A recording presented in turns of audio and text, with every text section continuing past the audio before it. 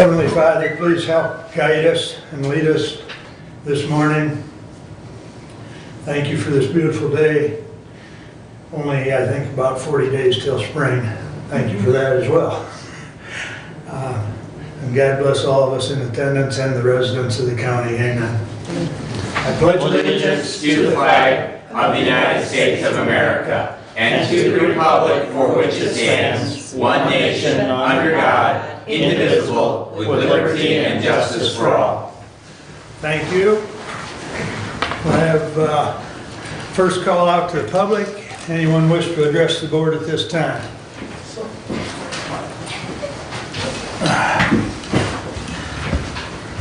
Good morning. Good morning, Commissioners. We will keep this brief. But, Name and... Joe Draper with Hillsdale County Soil and Water Conservation District. And Thank this you, is Jenny Leininger, our new district manager, and Denise Belson, our treasurer. I'm the current chair, so I got thrown under the bus to speak this morning. We just wanted to say hi. There's been some turnover on the commissioner board, and we're co-located out in the USDA building, do a lot of soil and water work around the county. Upcoming events would be like the tire collection at the fairgrounds. We will be doing that this year. So I guess, again, we're going to keep it short and sweet, but hopefully we can get on the agenda at some point and have more of a formal update for you. So, Yeah, get in touch with me, Joe, and we'll plug you in, because I've got some openings in the next 3 months. sounds So, great. All right. Thank you. Thank you. All right, anyone else wish to address the board at this time? If not, there will be another one at the end of the meeting. All right. Entertain a motion to approve the consent agenda. So moved. Support. Any additions or corrections? In the minutes from the last meeting, I thought, I'd like clarification. There was a motion to, after 3 months, allow 20 hours of vacation, after 6 months, another 20 hours of vacation. In the minutes, it says 90 days. I guess I'd like clarification, is it 3 months or 90 days? It's 90 days and then 6 months, because I asked Commissioner Benzine and read it back to make sure that's what it was supposed to Okay, be. all right, then my notes were wrong then, and that's what I wanted to make sure of. Okay, thank you. You're welcome. Very good. Anything else under consent agenda? Hearing none, all those in favor signify by saying aye. Aye. Opposed, same sign. Correspondence is listed. Any comments on correspondence?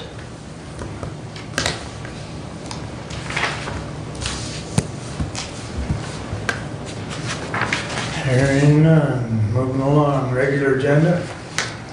Entertain a motion to approve. Move to approve. Support. Any additions or deletions?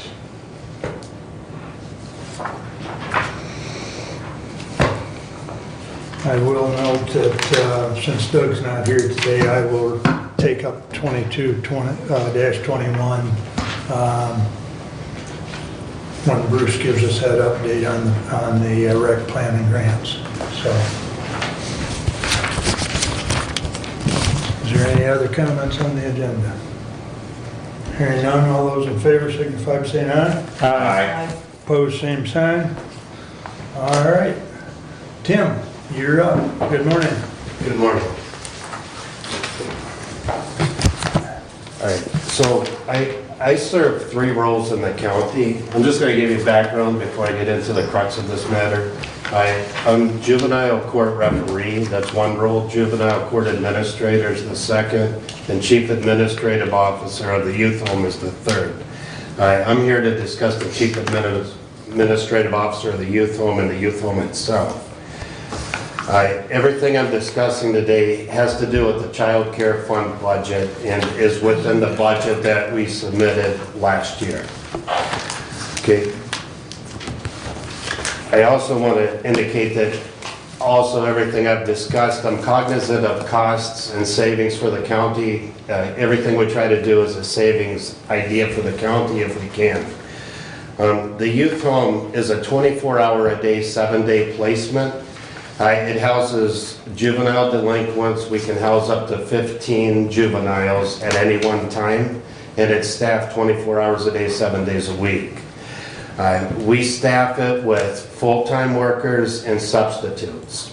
The full-time worker staff, we keep that staff at a minimum so we can function, and we can house up to 10 juveniles depending on behaviors with the full-time staff and bringing in substitutes as needed. The substitutes are hired to fill in shifts and fill in the needs of the youth home when we don't have enough full-time staff to cover what is required. This past year has been nothing but frustrating for the director, and I've heard about it on almost a daily basis for the substitutes. This pay has been $13.87 per hour with the changes that were made recently. We were unable to hire quality staff at the $13.87 per hour. We did hire 3 staff last year. One of them is a college student. She worked a little bit during the summer and she worked over Christmas break, but she's not available on a regular basis. The other 2 staff we hired, they quit approximately within a month of being hired. Every staff at the youth home, whether full-time or substitutes, requires 40 hours of training to be qualified to do that job and even work on the floor. And they require 24 hours of training every year to maintain and be able to keep that job. They also require a certain background clearance from the Department of Health and Human Services, and they require a background criminal check. So we just can't hire anybody that's willing to work there. They have to meet qualifications and then go through training. Last year, the 2 people we hired that quit within a month, we spent 40 hours of money on training, and then it didn't pan out. The frustration with that is that Miss Bildner, which was the director, she retired on February 1st. She was filling in afternoons, midnights, weekend shifts, working double shifts to keep that youth home staffed and functioning because we did not have enough substitutes to fill in where needed. She has retired. The reason given for her retirement is not the frustration for the job, but I would bet money that that's part of the frustration and part of the reason for the retirement. In January, we told new hirees for the substitute position that they would be paid $15.57 an hour. We were able to get the quality individuals we needed, and we were able to staff the facility at the level we needed staffed at to keep it functioning properly.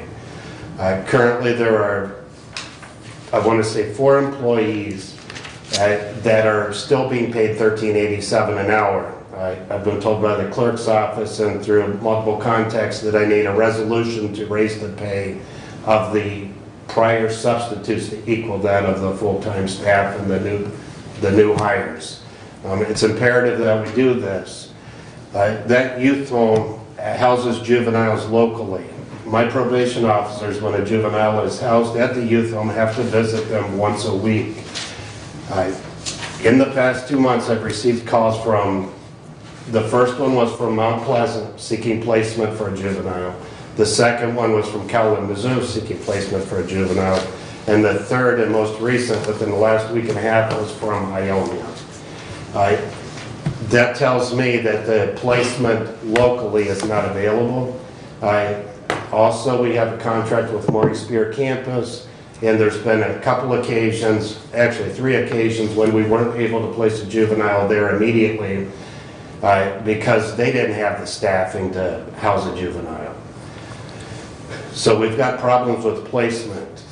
If we have to place juveniles outside of this county, my probation officers are going to have to drive wherever they're placed, and given the contacts that I've had, it may not be anywhere close, and they have to do that weekly. That increases travel time costs and compensation or comp time or time and a half cost for those travels.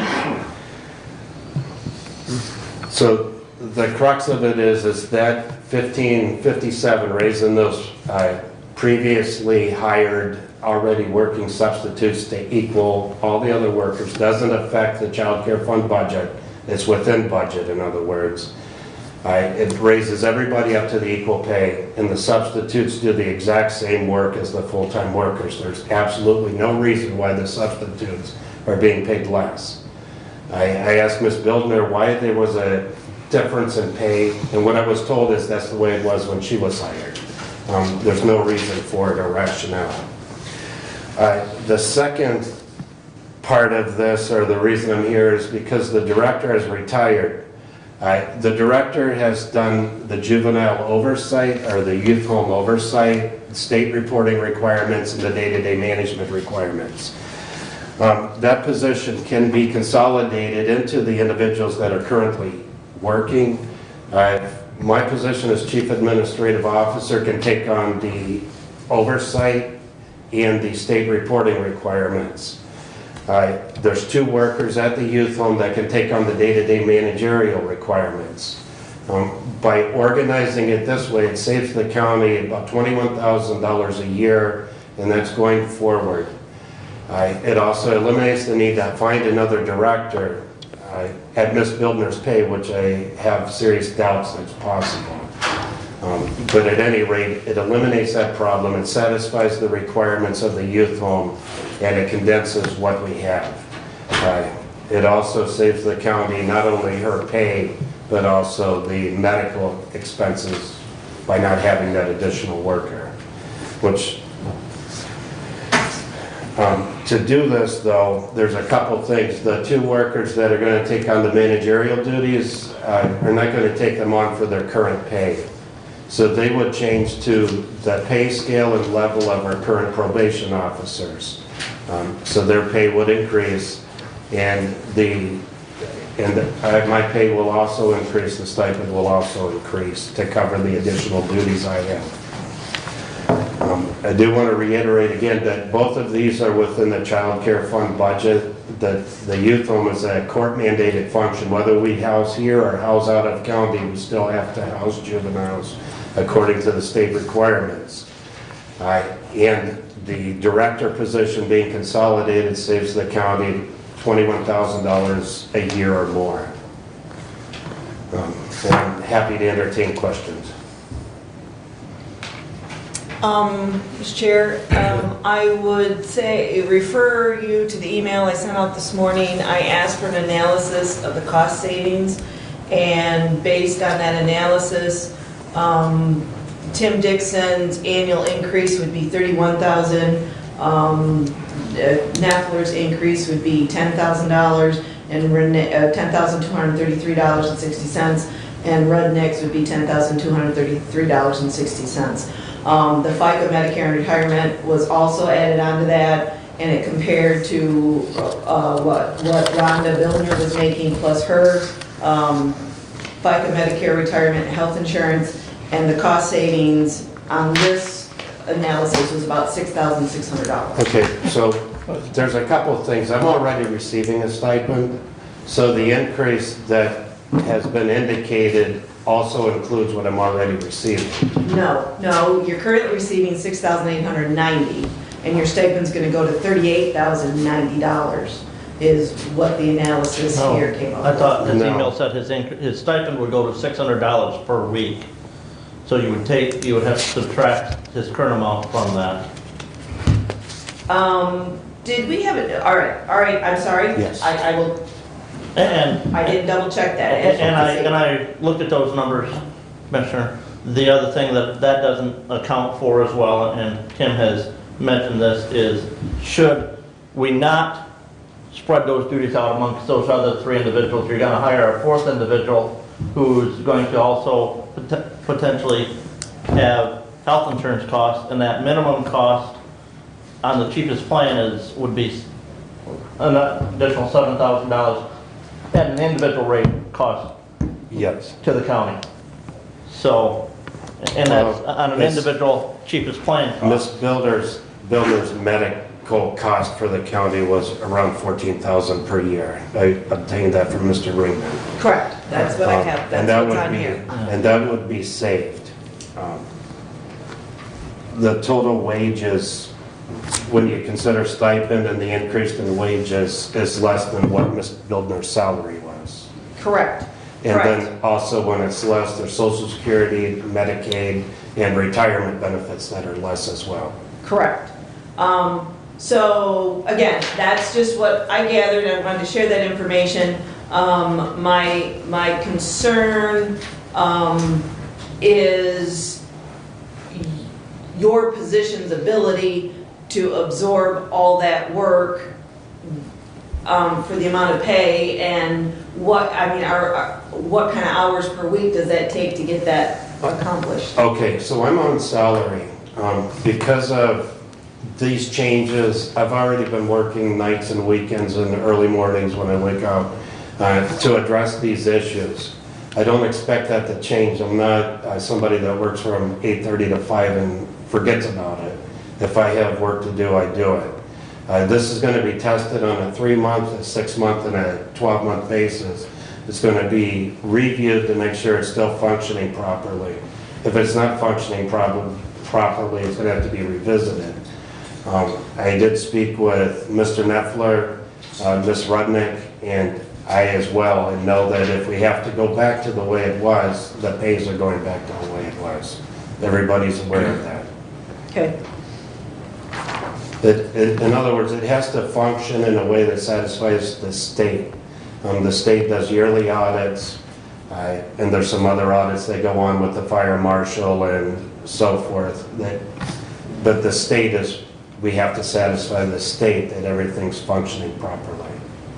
Your other concern was that Rhonda was filling in covering a lot of shifts. Yes. How is that gonna look going forward? Well, in January, when we raised the pay to $15.57, we were able to hire the people we needed to cover those shifts.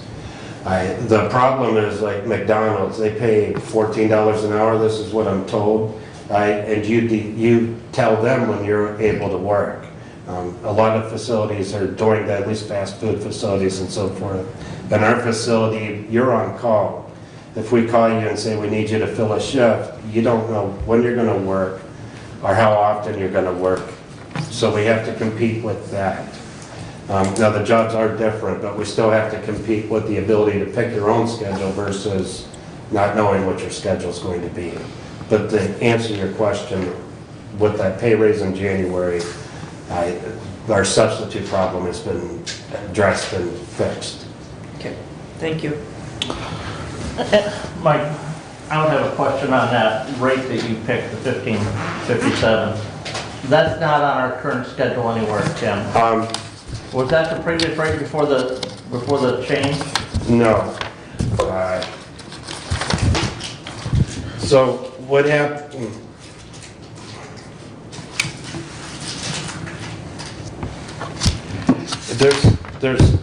Okay, so it's on the 2022 proposed schedule, which added the 32 cents for longevity to it.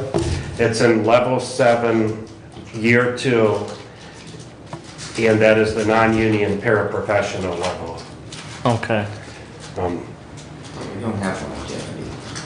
It was to put No. longevity onto the Okay, schedule, so- that was and we made the motion Okay. here to do that. Right. Yeah. I just want to be, since the word longevity was used, Yeah, I just yeah, want yeah. to make sure that I'm understanding that. Yes. Yeah, so that's everybody at this point that's full-time, and at the youth home, the new hire part-times are $15.57 an hour.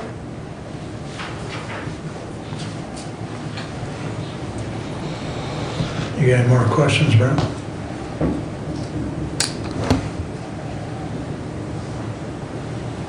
No. Kathy? You good? Brad? My only question, Tim, just because total transparency and we have public watch, what does this bring your total compensation up to? I don't know. I'm gonna tell you it's around 99 or 100,000. I can't give you the exact figure, because I didn't put it together. I'm looking at the task, what's required to make sure everything gets done, what the added workload may do. I'm not concerned at all about what you earn every dime, okay? I mean, just the population you gotta deal with, and, you know, the fact that you're an attorney and your experience and everything else.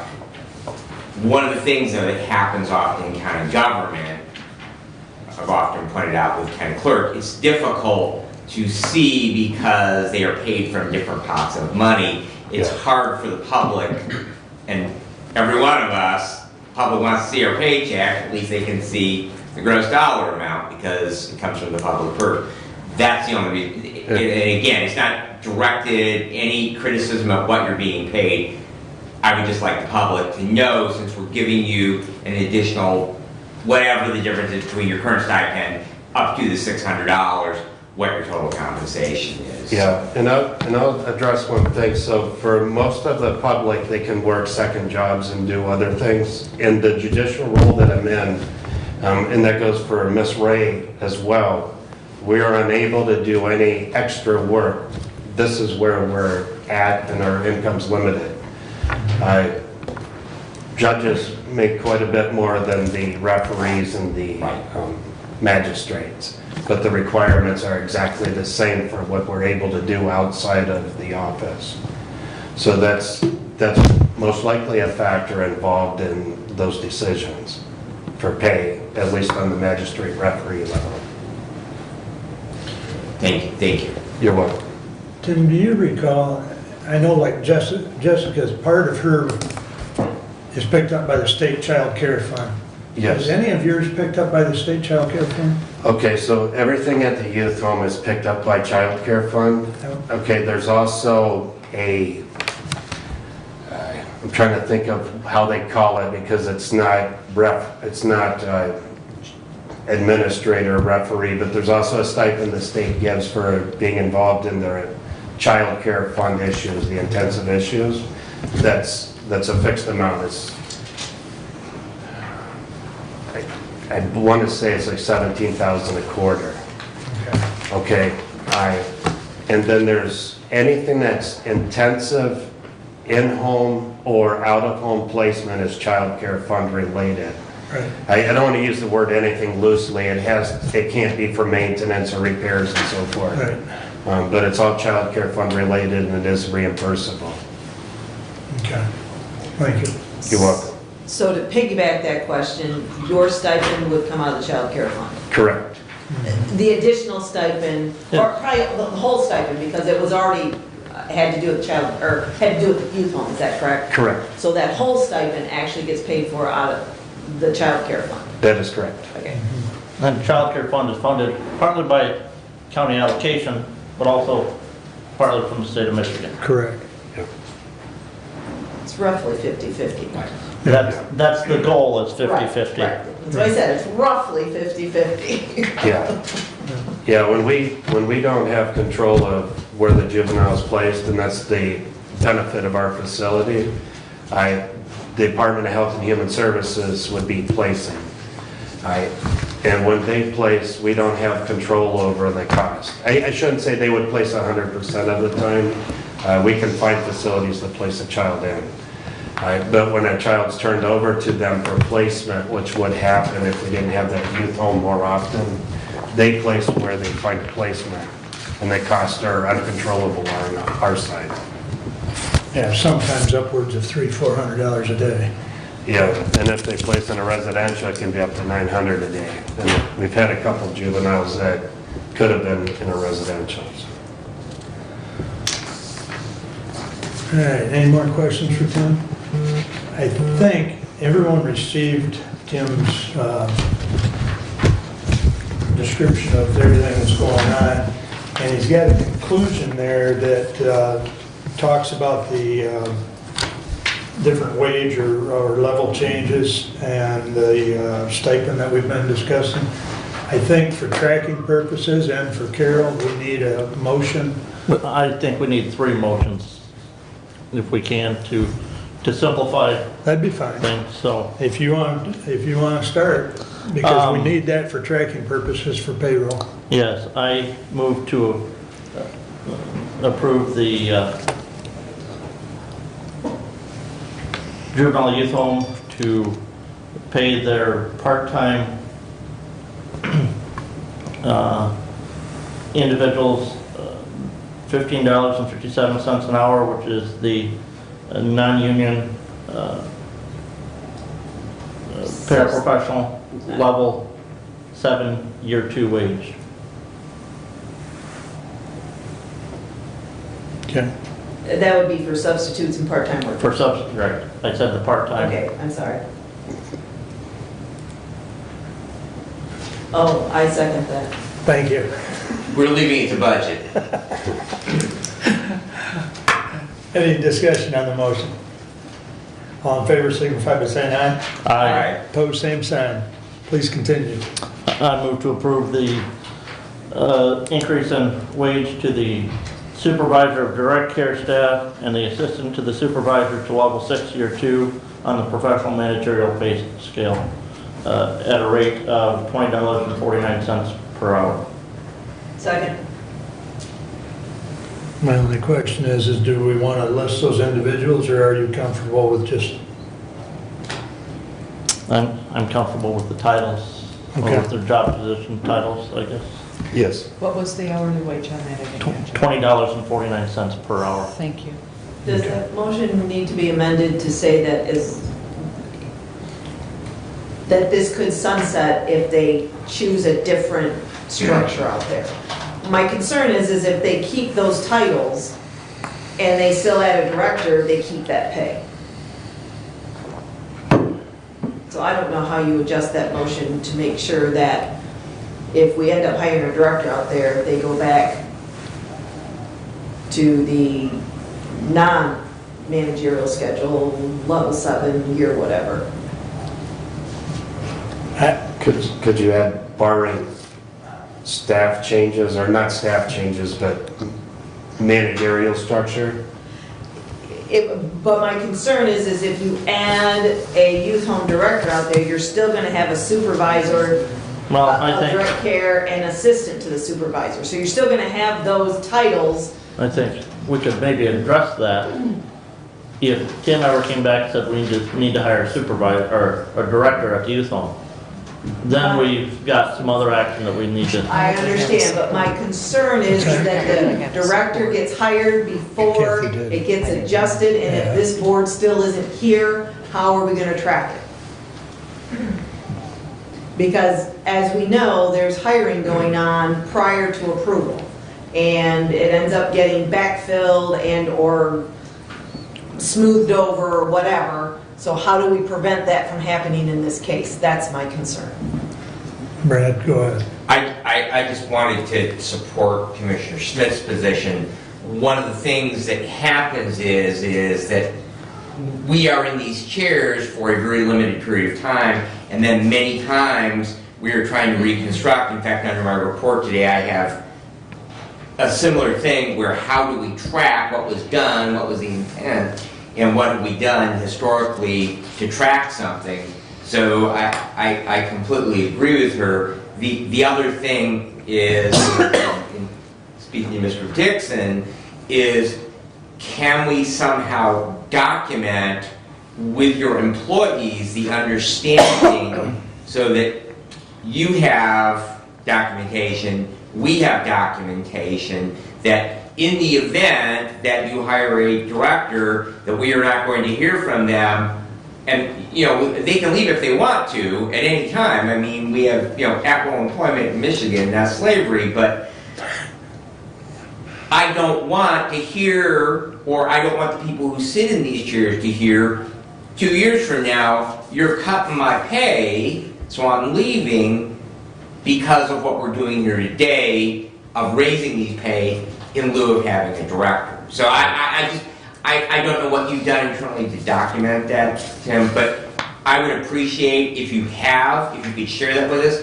and if you have not, to have those employees somehow acknowledge and we be provided. Yeah, so the acknowledgement, I can do one for each employee and myself that states that this is a trial basis, that if it has to revert to the formal structure, the pay goes back and stipend goes back to the formal structure.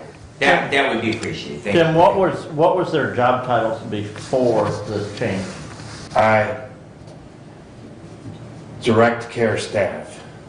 They were just direct care staff. Yes. Okay. So we're approving this pay change for these new 2 positions. Okay? So again, my concern is if a director gets hired out there and they retain these position titles, they'll retain that pay. I'm concerned that that argument's gonna happen. That's my concern. I think if Tim gets the acknowledgement, signed by the three of them, Yeah. himself included, and we read that into record and attach it to the resolution, we'll have what we want. Yeah, and the motion could be subject or controlled by the attached acknowledgement. So you don't foresee any time that you're gonna come back and make the argument that we need a director of the youth home and maintain a supervisor of direct care staff and an assistant supervisor? I do not. What I see is it's just one or the other. Okay? I mean, keep in mind, he's already indicated there's gonna be a 3-month review, and I know I've spoke to him as well as to the judge. They've got this set up to where there's gonna be a 3-month, 6-month, Right. 12-month review. Right. So, in all likelihood, we'll be seeing Tim again. Okay. That review wasn't in your letter though, right? I don't remember reading that. Am I mistaken? I don't recall. I sent Okay. emails and letters, and they were in some and not in others. Okay. I don't remember that in here, but again, it could have been in, so, all right. All right. Any more discussion on the motion? Does anyone need it read back? All in favor, signify by saying aye. Aye. Aye. Opposed, same sign. You've got one more, Brent? I move to approve the increase in the stipend for Tim Dixon as Chief Administrator of the Youth Home to $600 per week, pending any changes in staffing and the hiring of a facility director. Can we change that to youth home director? Or, yes, Youth Home Facility Director. Okay. I would support that if we have what the current amount is and then raising it to, just That for is- clarification. That is a per week rate, correct? Yes, and it's $132.50 per week Okay, currently. okay, so we are raising from 132.50 to 600, and if that's part of if the maker of the motion is friendly with that, I will Yeah. support it. Okay. Any further discussion on the motion? All in favor, signify by saying aye. Aye. Opposed, same sign. Aye. And again, that's just for tracking purposes. Correct. All right, it passes 3 with 1 no and 1 absent. Okay.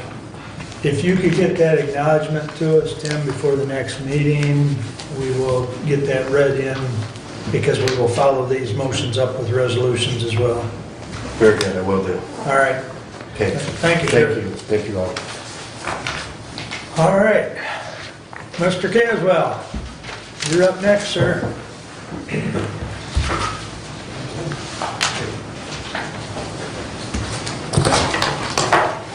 Well, I'm here today to give you a little update on the grant process and to ask your help with passing the authorization that's before you. The amount of money that we're talking about that you'd be authorizing today would be a total of $240,000 in grants, and it would be a total of $62,400 in local match. And I want to explain where all that's coming from. The waterfall has to have a new bridge put over the top of it so that it's handicap accessible. It's on the trail that's going to be made handicap accessible. The waterfall is also falling apart down below, has been for quite a few years. And so I got now these are not bids, I want to make that very clear. These are WAGs, okay, from Folk. I talked to them, I talked to some other people, and they said the only one that could do it is Folk. And the waterfall is going to cost around $130,000. That'll get you a new bridge on top that's handicap accessible. That'll completely rebuild, put a foundation under the waterfall, which apparently, I don't know, isn't there now. And and it would put all new stone in, and cement it up, and tuck point it, and so on and so forth. The docks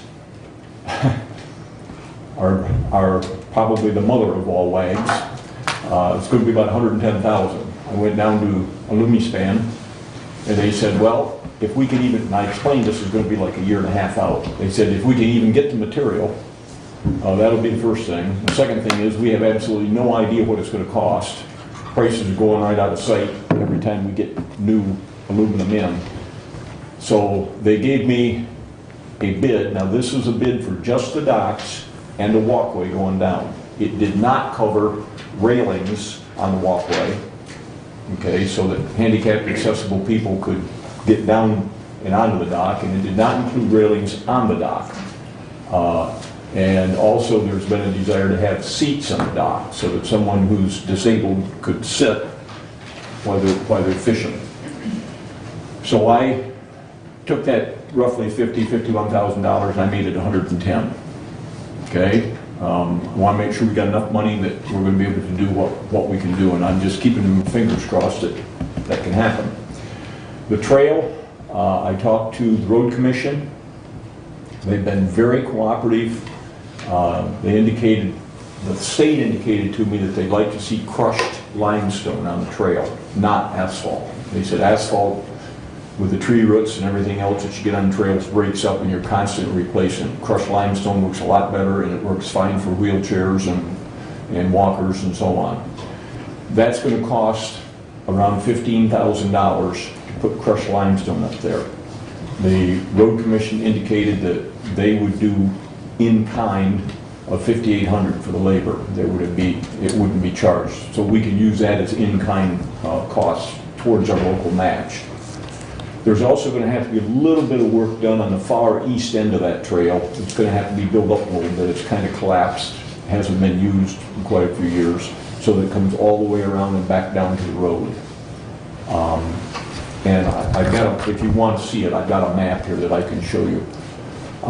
So I added on another $5,000 for that. That's not going to take a lot of work, but some work. And then we have to have a prime architect, okay? And they allow us, the state allows us to spend up to 20% of the grant on the prime architect. I talked to Randy, and Randy, he's getting old like I am, finally remembered who the architect was from Onstead and called me, and I called the guy and talked to him, and the guy said, I don't normally do this, but he said, yeah, I would do this, and I would cover it for you and make sure that everything is taken care of properly and so on. We didn't talk prices or anything else, but I put $40,000 down for the architect. So that's where we're at. Now, there's flexibility in this thing because we're proposing to put 2 docks in each of the big ponds, okay? And 1 dock in the small pond all the way to the back, which is conceivably could be a trout pond. So there's flexibility there that we could reduce that if we don't have enough money, we could reduce that back and so on.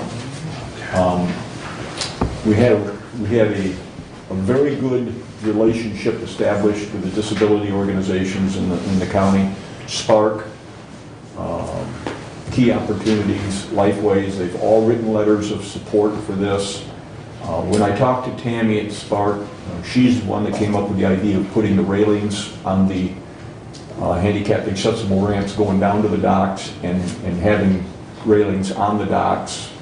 She said it'd be wonderful to get aluminum docks in there that are much more sturdy and much more safe and have the railings on them. She said my kids would finally be able to get out on the docks and fish like everybody else.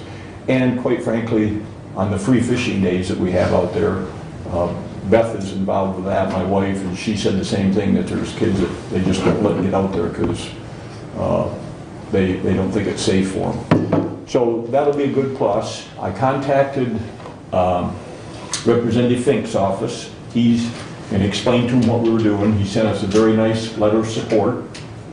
I contacted Senator Shirkey's office, and they wanted me to write the letter and send it to them. And I don't mind working for free for the county. It's my home too, and I don't mind working for free for writing the grant and putting that together. But darn well not going to work for free for that office. And if they're sold, well, I'll leave it right there. I haven't got a letter of support from them, and that indicates everything. It's not necessary. Tammy has wrote me a letter indicating that in our discussions what she asked to be put into this grant and what's been added. The state wants that as well. She's been a very good partner in all this. Lisa Bernath has written up a site plan, and it's this right here. It's really a nice job. The orange is the various docks, and they don't have to be in that position, but we just got 2 in each pond. We can figure that out later. The waterfall is up here. The trail goes along this side and hooks back in over here. And the state wanted to see parking, and we do have some parking up here next to the waterfall, so she put that in. And there is a little bit of a peninsula right here where people can pull in and park. And I'll indicate in the application that the parking for all the docks, you just park on the road. That's what everybody does now. So Lisa's been very helpful in all that. And that's pretty much where we're at. Now, if this resolution gets passed, I think I got everything else done. And then I will be able to come in and sit down with Derek, and we have to submit it electronically up to the state. And we could do that and get it submitted. April 1st is the deadline, but I'd like to get it done by before the end of this month, because I got another job that I'm going to be doing after the end of this month. So I'd like to get this taken care of and wrapped up if we could. And just again, for your time frame, once this is submitted, it'll go through a process, and that process will last until the end of the year. And by the end of the year, the people who decide who's going to get grants and who's not going to get grants will put this forward. The legislature then has to approve it, and after the legislature approves it, then the money would become available after the 1st of next year. So we're talking about 23 before any construction would get started or anything like that. I also should mention that Folk Construction was very, very cooperative in all this. Chris got sick in the middle of all this, and he still made sure that it got done. Chris Smith, and did a really nice job with it, and they're very cooperative. Now, he indicated that the only permits we're going to have to get, I talked to Marty, we might have to get some soil erosion permits, but he said you don't get charged for them because it's just the county and it's just money in, money out, and he said that doesn't make any sense, so we issue the permit, but we don't charge for it. Folk indicated that there's a waterway that goes right along that trail. And he said it looks to him like it's a man-made waterway. And he said if it is, then we don't have to get any permits. But he said if it's not, then we have to get permits. So he included permits in his estimate, just to be on the safe side to make sure. We'll find that out again later on as we go through it. Now the final thing, and I talked to Bob Godfrey about this, is we're going to have to, we've got to start giving some thought to who's going to be in charge of this thing if we get the money. Because the only way you're going to get money is after a certain period of time and expenses and everything else. Then Daley is going to have to approve those expenses, and then that gets submitted to the state. And Marilyn has kind of been the contact out at the road commission, and she doesn't have the time to do all this on top of all her other duties. So you're going to have to start giving some thought, about who's going to be in charge of organizing all this and keeping track of things and so on and so forth. Daley indicated, and I think it's fair to say that he'll take the stuff and give his stamp of approval, but he doesn't want to spend gobs and gobs of time overseeing all the stuff and everything else. So there's going to have to be somebody local. I've donated my time to get the 5-year plan, and I've donated my time to get the grant. Find somebody else. Okay? I don't know who it would be, but you need to start thinking about that. So with that, what questions do you have for me? Bruce, my first question would be, when you're talking about oversight, you've got 3 park trustees plus 2 paid individuals. What's their recommendation for oversight? Well, the 2 paid individuals are both part-time. And Bill Bill, I think, would struggle to do, nothing against Bill, but I think he would struggle to keep track of everything and report the way you're supposed to report and so on and so forth. And it's got to be done right, because if we screw it up, the next time we apply for a grant, it'll be held against us.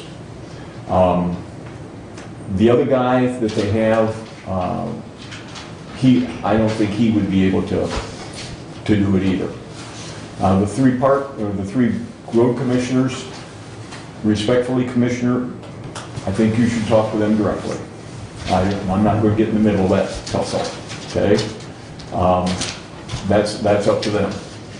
And that's between you guys and them. You're going to have to, that's why I'm laying this out here early. You got to have time to talk to each other and figure out what's going to happen, how you want things to unfold. And I don't think, personally, and I don't know, but I don't think it would be fair to put this on Randy. He's got all he can do to keep the buildings up and keep things going in that regard, so. But, again, those are discussions you need to have. Bruce, you mentioned a match, an in-kind match, as far as for laying the limestone, so I would assume that that's going to go towards the match, because match can be either cash or in-kind. Where is the balance of that $62,400 in match coming from? That's going to have to come from you guys, either in cash, or it's going to have to come from you guys in other in-kind labor. Again, that's something, what you're committing to today, if you pass this, is you're committing to come up with the $62,400. You've already got the $5,800 from the county, and I have a letter from them. So that reduces that amount down to, 50, well, take 6 off that, 56,000. Okay. And Bruce, that amount would change if your WAG numbers and actual bid costs come in lower. Right. And it won't go any higher than this. This is as high as it'll go. It could be lower. Because if you pass this today, what we're saying is that we're going to apply for $240,000 from the state, and that's it. And if that ends up not being enough money to do everything we've that we're proposing to do, then we're going to have to make decisions to do less than what we propose to do. So it won't go above this number. Seeing with Brent supervising the project, then in-kind 20,000, that comes off as well. I was wondering about if we can count whoever supervises it. Obviously, we've talked in the past about Derek and grant super, and I'm not asking or considering that Derek do it, but whatever time was, we can utilize whoever oversees the grant as part of our in-kind match. And I'm a little concerned about Commissioner Leininger, because I'm sure it would be horse teams doing the work. Let's go back to some basics. It's basically, a lot of it is basically just, like Todd Daly said to me, I said, well, folks going to have all the blueprints and everything they need for the waterfall. That'll be taken care of. And the dock companies all have criteria for putting in docks, certain things that have to be met, and the specifications and so on and so forth. And I said, so basically you'll just be overseeing that. You won't have to come up with all that stuff like you would on a building if you're going to put the building together. You won't need blueprints and that kind of stuff. You can take what they give us. And he understood that. So basically this person is going to be a person who makes sure that things get done in a timely manner and coordinate with the different agencies and the different companies that you're working with and so on. That's what they're going to do. And then get the reports in on time. And yes, Bruce, my concern is that county contribution match.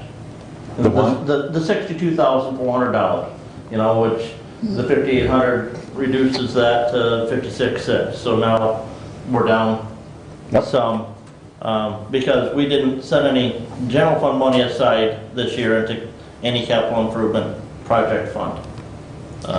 Well, you won't need it for this year. You're right, but Because you won't see that, if you get it, it'll be next year. My thought is that ARPA money can be used for the match. They're not considered donated funds. They've talked about leveraging ARPA money. We have items in the capital project list consideration that's being considered to be paid for by ARPA money.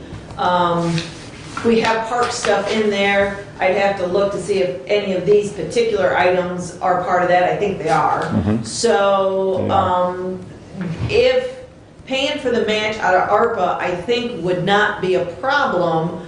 My bigger concern today, from what I'm hearing, is who in the county that we currently have employed has the time to manage the grant. I would say our grant coordinator is Derek. Is that true? And I don't think he has time to manage this. In fact, Derek has put forth the idea, and we were going to talk about it as part of the 2023 budget potentially, is it time to hire a person, grant coordinator, whatever you want to call them, maybe within Derek's office, and charge that back to the various grants that the county has to help, to fund most of that position, if not all of it. But we don't have that person yet. So it's kind of, I mean, we can pass this, but we don't know who that person is. And until you have that person to really follow this through, the project would happen with a lot more success if we have that person named and they've agreed to follow. And and we don't have that, so. Well, as Bruce has indicated, there's time to discuss that because we won't know for some time whether we're even going to get the money. And as far as getting the money and starting the project, it'll be well into 23. So it's really, it's a discussion that has to happen, but it doesn't have to have an answer today. These DNR grants, they're approved as part of the next fiscal year budget for the state, or just on an annual basis by On the an state? annual basis. There's a committee that they get all the requests in. They know how much money they have to spend.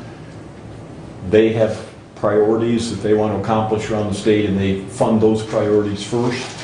I've been told that making this disabled accessible is a priority in the parks. And then once they approve that, it's then sent to the legislature. And for the Michigan Natural Resources Trust Fund, which is the one we're applying for, that has to be approved by the legislature. And since this is an election year, chances are pretty good that they'll approve it probably in December. Sometimes it goes over into January, but all the people that are up there that are term limited will all be gone, so they'll probably want to take care of it in December. And once it's approved, then letters will be issued after the first of the year telling everybody that they got what they got and so on and so forth, and things they have to do in order to get the money, and et cetera, et cetera. And then you have, I believe it's 2 years to spend the money. Or 2 years to submit requests for reimbursement for the money that you spent? Because Say that again? you've got 2 years to submit that request for reimbursement, because as you said, you don't get the lump sum from the state. This is, you have to expend it and then submit for reimbursement on those grant But funds. as the project goes along, let's say that Folk shows up first, and they redo the waterfall and build the bridge, and it comes out to whatever, okay? When that's done, or partway through it, you can take that money and you can apply to the state, and then the state will send you a check, and that helps with your cash flow purposes. That's all it is. And I've asked Derek, I said, now do you have the cash flow ability as this thing goes along? Because you're going to need some money up front to pay for things as you go. And he said, yes, that would not be a problem.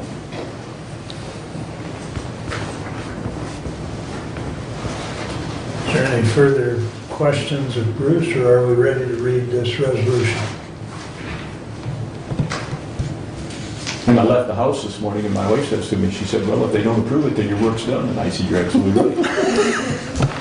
Bruce, when I was asking Doug Ingles about this prior to the meeting, he mentioned something about the match is only 25%, but we're going to do more than a 25%, and there was a reason for that. We're doing 26%, and I talked to Mark about it, and the reason we're doing 26% is we get 10 extra points. Everything is pointed out. You get points for everything. And by putting in an extra 1%, which is 1% of 240 to $2,400, we get 10 extra points. It's a pretty easy way to pick up extra points, and the more points you get, the better your chances of having your application approved. I just wanted that explained in the meeting. Yep. So, Okay. All right, well, if we're ready, we'll read this, so if there's any further questions, Bruce can answer them, but the resolution, oh, thank you. The screen just went. The resolution to the Honorable Board of Commissioners, we, the Board of Commissioners, authorize Mark T. Wiley, Chairman, to sign the resolution of authorization, local unit of government match without donated funds. I will read the whole thing here.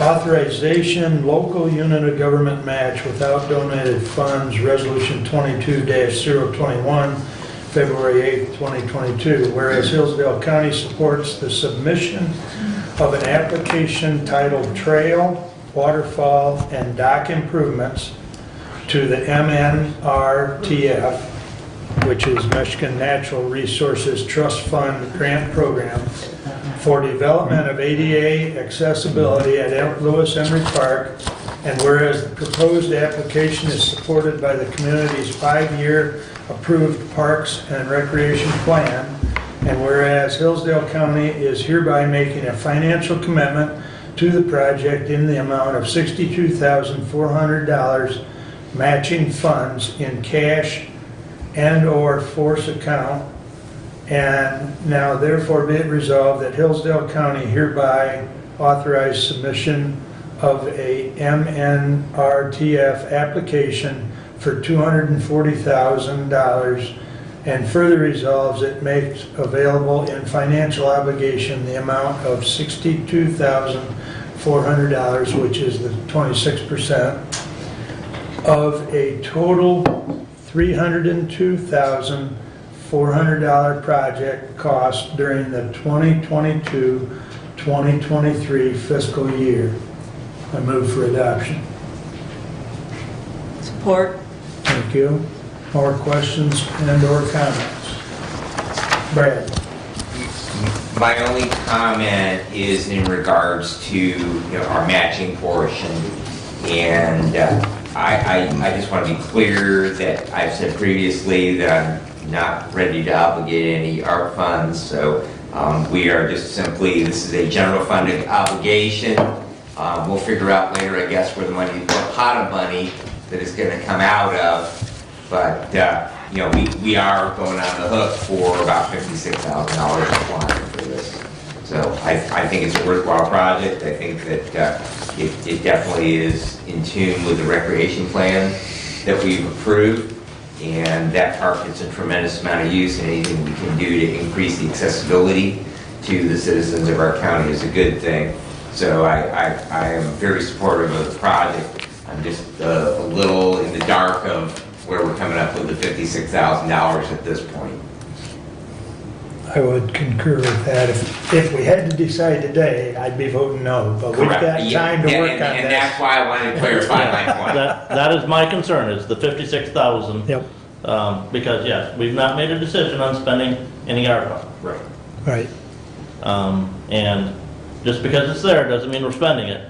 My concern is that set aside and Well, and the benefit is we're planning a year out so we can work on setting And those there- funds aside. And there's also the And- opportunity for in-kind, so that may or may not be the 56,000. And there's potential that it is spread out over 2 fiscal years as opposed to putting it all in 1 fiscal year. Because you said that once approved, you've got 2 years to spend, or to complete that project. And So it could be 23 and 24. Right, right. Okay. Now, the other thing I might mention is I went and rattled the cage of the Hillsdale Community Foundation. And I said, now you guys gave some money years ago back in the 90s, some of the research I did, to help put up the building out there at Lewis Emery. Would you be willing to help give some money towards this thing? And I said, you don't need to give me an answer today. But I said, be thinking about it. I laid the groundwork. So you might want to go talk to them. So there might be a Just a thought. possibility there. Of other in-kind contribution. Right.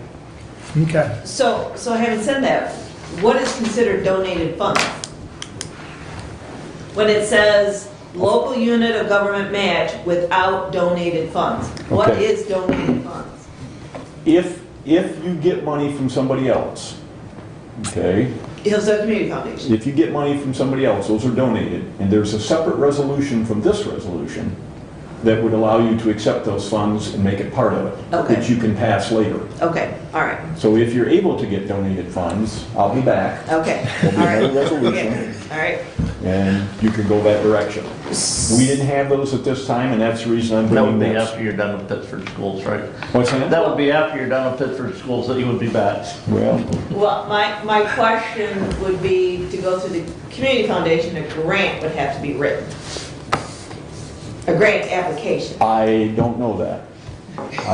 You probably are much more knowledgeable in that regard than I am. Well, I don't know that for sure, but that's usually how they give out money, is by grant application. Well, So- they have a new online grant application system that we can utilize to do that. But somebody has to do it, somebody else got to oversee it. Right. But we don't need to do that until after this has been approved by Michigan Trust Fund. Trust Fund. Okay, all right. Yeah. Any further discussion? We'll do this by roll call, please. Commissioner Schmidt? Yes. Commissioner Wiley? Yes. Commissioner Benzine? Yes. Commissioner Leininger? Yes. And Commissioner Ingalls is absent. All right, the resolution passes 4 with 1 absent. The other thing that I want to say to you, the final thing, is, again, food for thought. There is a desire and there's a need to dredge the ponds out there, okay? Originally, when this all started, we were going to apply for money through the Michigan Natural Resources Trust Fund for money to dredge. The big poobahs in Lansing told me, that's not where you want to get the money from. You want to get the money from the Fisheries Habitat Program, okay? Well, the Fisheries Habitat Program is another grant program that the DNR has, and its submission date is in the fall, okay? The match needed for that is 10%, not 25%. So I need some direction, and again, you need to be thinking about this. It doesn't need to be decided today. I need some direction as to whether or not you want me to go ahead and pursue that particular grant for drainage. Now, I can tell you that I got a hold of a guy who does this for a living, dredges, and he indicated that it would be, he said, you can figure on $6,000 a day to do dredging work. We don't need to dredge all the ponds at once, and there's a lot less money available in the Habitat Fisheries Program than there is the other things, but if we get the money for this one, I think it would help towards the other one. But you need to be thinking about that, and if it takes 10 days, then that's $60,000 to do, let's say, 2 ponds. That's $60,000, you have to come up with 6,000, 10% of that. Okay? So that's a much lower match than this is. So again, just food for thought about whether or not you even want me to continue on and apply for those grants and do them, and that'll be after we get done with this. I'm not going to be doing that right now. What has the Parks Board thought? What's the Parks Board thought on that? I think the Parks Board would like to see it done. They think it needs to be done. The guy that we had down from the DNR, Matt Diana, who's been very helpful, indicated that he said, you don't need to dredge the whole pond. In fact, we don't want the whole ponds dredged. We want low spots and high spots. He said the fish like that much better. The trout, the small pond in back, he said, could make a beautiful trout pond because it's deeper than the other ones. So he said, when you get ready to work on that, let me know. And he said, I'll be more than happy to work with you. In fact, he wrote up an explanation for this grant for one section that we need. So that's another piece of the puzzle. It's been 30 years since those ponds were dredged. And when they were dredged 30 years ago, they didn't all get dredged. I think there were 3 or 4 of them that got dredged. The other 2 didn't get dredged because there wasn't money. So just another thing to think about, is if you need more things. I thought there was conversation about if those ponds were dredged, it was like a $400,500,000 project. There could have been. There could have been that discussion, okay? And again, I But think that would most of what potentially you be heard up to doing this point was wags. And that would be doing all of the ponds all at once. don't think Roughly so. in that estimate. Doesn't have to be. I mean, But using a $400,000 cost, Oh, I see. that could have been, if we dredge every pond out there, all the way, that's a potential cost. And the thought from the expert is that we don't need them all dredged and the entire ponds, but we're gonna spot dredge, is what I'm hearing. We're gonna spot dredge. He indicated that'd be a much better way of doing it. And no, they don't all have to be done. They could all be done. Again, that's a decision that you and the Parks Board are gonna have to work out amongst yourselves to decide what to do. Are the ponds dying if they don't get some spot dredging done? There's, some of them are getting pretty shallow. Yeah, a couple of them. So the Fisheries Habitat Grant, under that grant program, Bruce, will they also help us restock the ponds?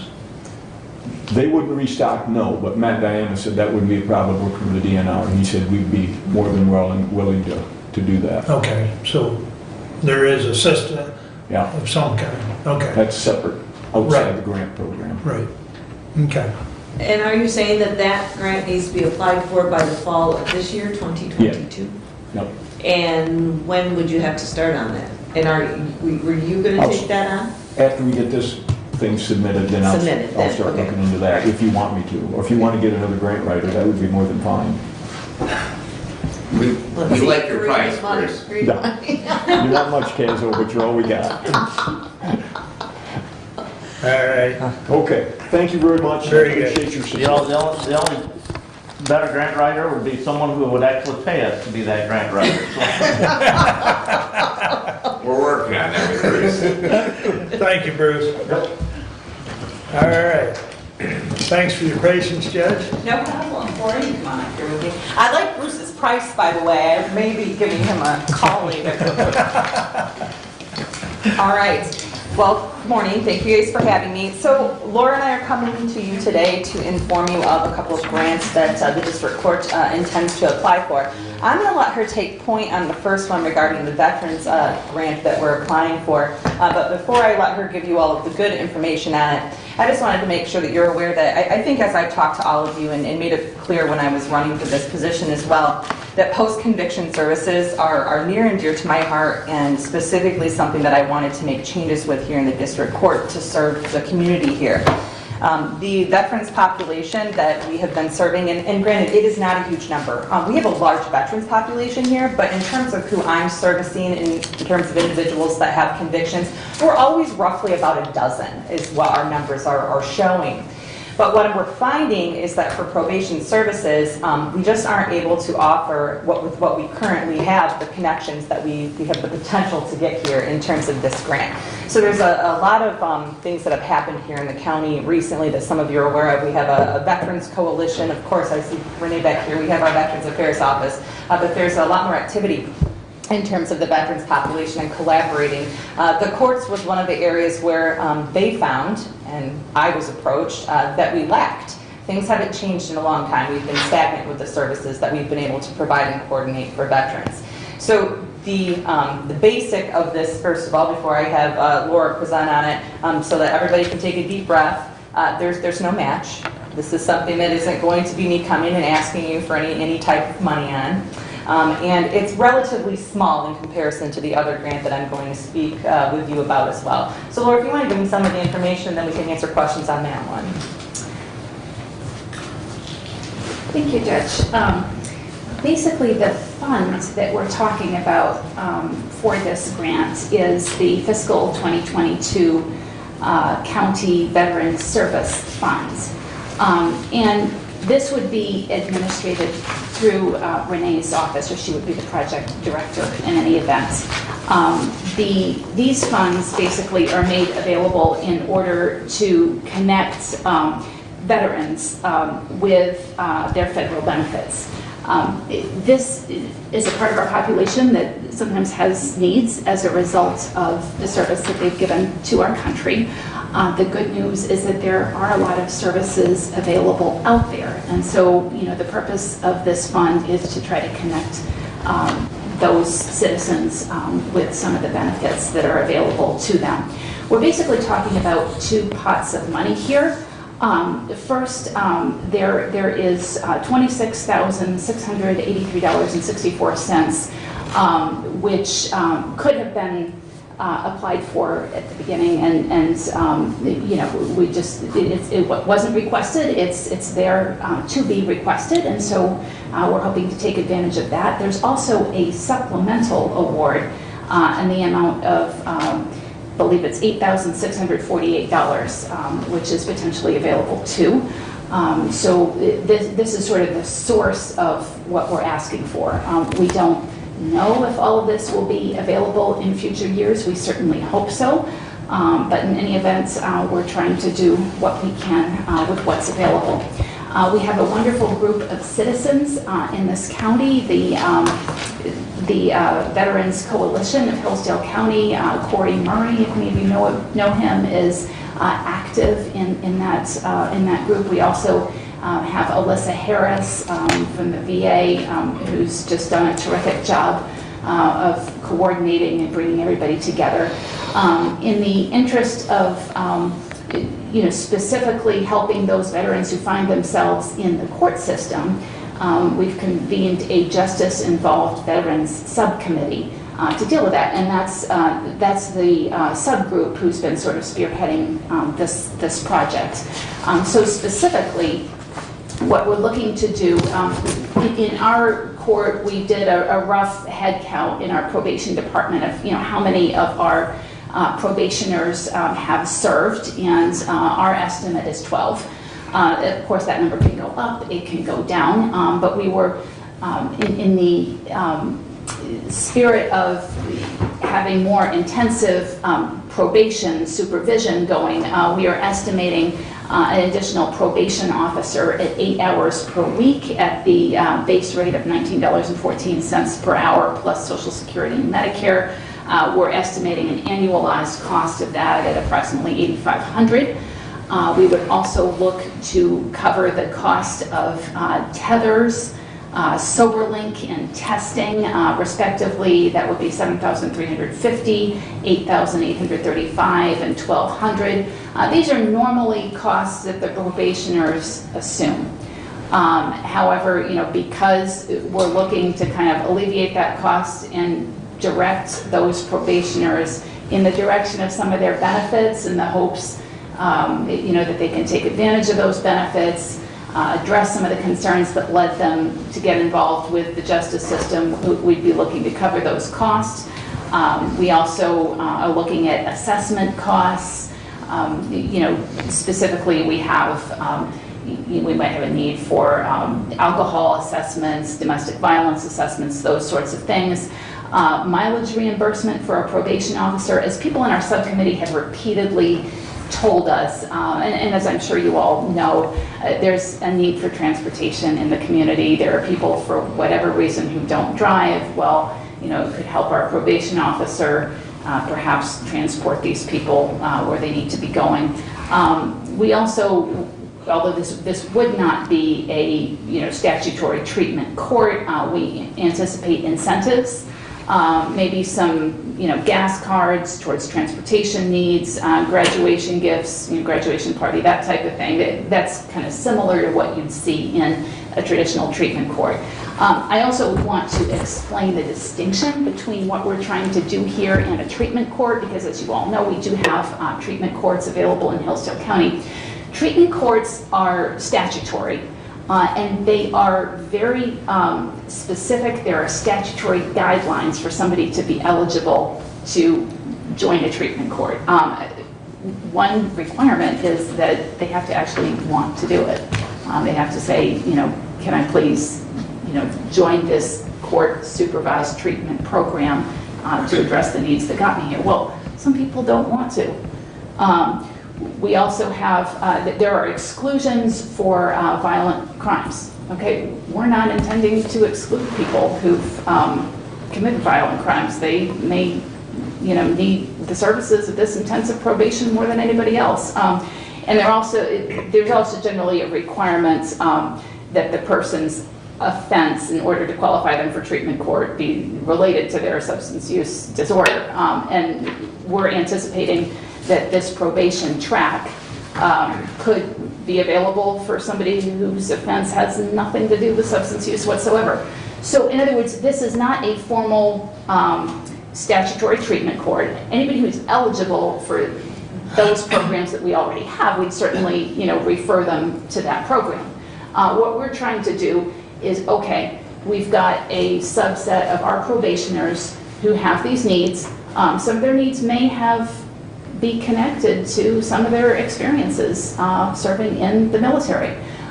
What we would do is try to connect those probationers with the services that are available to them, and hopefully address some of the concerns that led them to be involved in the justice system.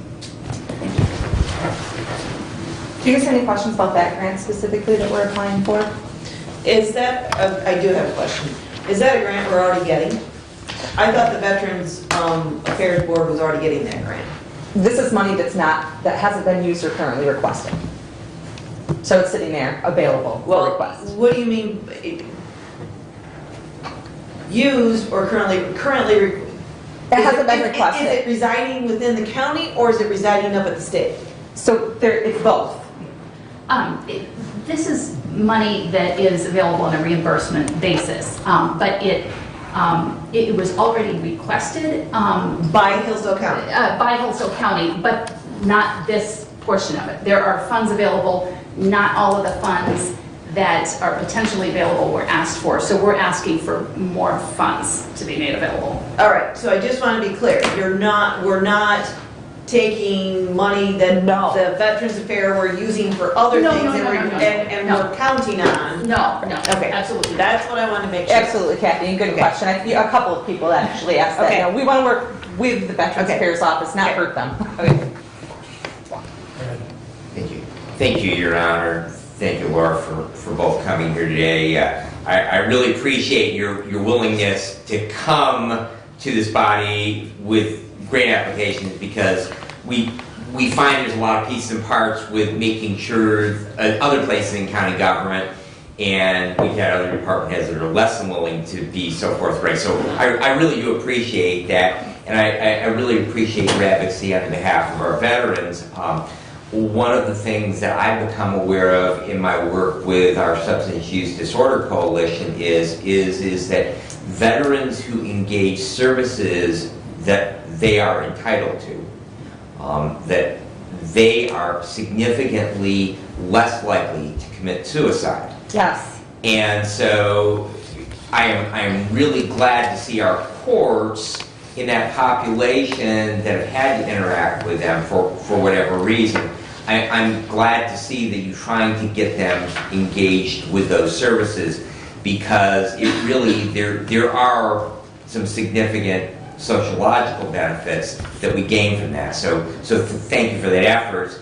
And I just wanted to make sure that you were aware of Alyssa Harris at the Ann Arbor VA. Yeah, she is, we collaborate with Alyssa. Right, She's because fantastic. she is a super resource.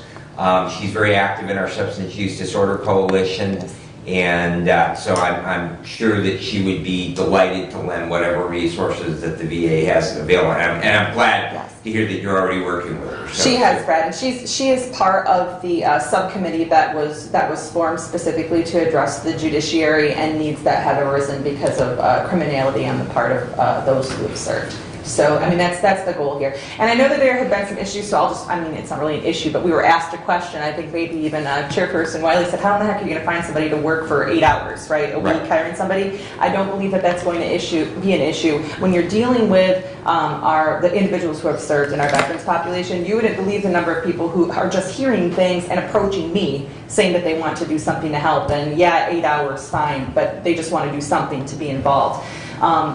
And again, that person would know, just like with any of the grant-funded positions that the courts have had, I mean, you're basically under a grant contract. If you lose your grant, you don't work here anymore. I mean, it's unfortunate, but that's how it works. So there isn't any type of a promise at all of any additional work. And I think I've been pretty clear with you guys to begin with. I absolutely understand that we weren't able to fund an additional full-time county general fund probation officer for the district court this year, but it's a need, and I'm going to be continuing to be creative with meeting that need to serve the community at little to zero, in this case, cost to the county, to the taxpayers. So we'll see what we can do with it. My understanding, I mean, obviously this is renewable as well. We understand we're not guaranteed the money, but we're going to do everything we can with it while we have it to serve our veteran population. So thank you. And then follow up to that is that, can I take it then that the courts will then oversee this grant, that they will see that whatever paperwork is taken care of, and so that, because again, it comes back to that Derek in many cases has ended up being the one who has had close out or follow up or finalize or whatever. And so one of the things that we've asked is, and just so again, so everybody is clear on who's doing it, yes. will of course be This taken is a care pretty of. small manageable grant. Okay. So I don't believe that's going to be an issue, and I'm lucky enough to have a magistrate court administrator back here who is good at organizing those type of things. So yeah, I don't believe that Derek's going to end up with any additional work because of that specific grant. Well, thank you You're again for your willingness. Great. So now I have another one to present to you, and this is a big one. So recently, on January 19th, the solicitation was released from the U.S. Department of Justice Office on Violence Against Women. So this is a big federal grant that the court intends to apply for. It's actually due in March. We have a letter of intent that's a non-binding letter of intent that's due on February 15th. I think we're already set up in our system award management. This specifically deals with, and I want to find their actual what they titled this here so that everybody's aware. So the purpose of the Office of Violence Against Women grants, this one specifically that was put out, was to support coordinated community responses to hold offenders accountable and serve victims. Specifically, the goal here on this grant is to improve the response of both civil and criminal justice systems to families with a history of domestic violence, dating violence, sexual assault, and stalking, or in cases involving allegations of child abuse or child sexual abuse as well. The program is going to support the following potentials, and these are the type of things that I am going to be applying for. So court-based and court-related programs, supervised visitation and safe exchange, which wouldn't apply to the courts, training for people who work with families in the court system. There's some civil legal service as well that can be requested. And then, of course, it can be done as either a standard or comprehensive project. So this is a grant that's going to be similar in stature to the treatment court grants that we've seen before. We're talking of award ranges between $550,000 and $650,000 spread out over a 3-year period of time. The purpose of applying for this grant specifically would be to create what would effectively be an aggression court in district court. As most of you are aware, over 50% of the cases that I see right now are violence-related in misdemeanor courts. So those are my domestic violence, my stalkings, my disorderly persons that have been pled down from domestic or other violent offenses, as well as child abuse and some criminal sexual conduct, specifically attempted CSC in the 4th degree. There is not a match required on this. I was shocked, because what you had seen before with our treatment court grants that we of course have and can sometimes be difficult is that at the very least there's some in-kind matching, and we do well with our in-kind here on those. There's no matching requirement for this. So again, not something where we would be coming if we were successful in receiving this grant and asking the county for additional funding. My intention though is that we would end up having, at least for this 3-year period of time, an active aggression court with a dedicated, contracted under the grant probation officer / case manager who would be overseeing all of those. This would be an intensive probation supervision court, is what this would be.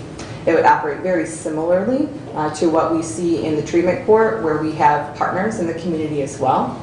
I've already begun the process of partnering with very specific individuals who would be important in this grant, specifically Domestic Harmony, our schools, DHS, Lifeways to make those connections. And of course, we will be requesting or asking, as Bruce went through on his, for letters of support and such as well. This is the very beginning. It certainly isn't a guarantee. We feel far more confident in the veterans one that we're applying for, that we've been working closely with people on. My understanding is they give out roughly $18 million in terms of this grant. It's usually spread out around 22 to 24 projects nationally.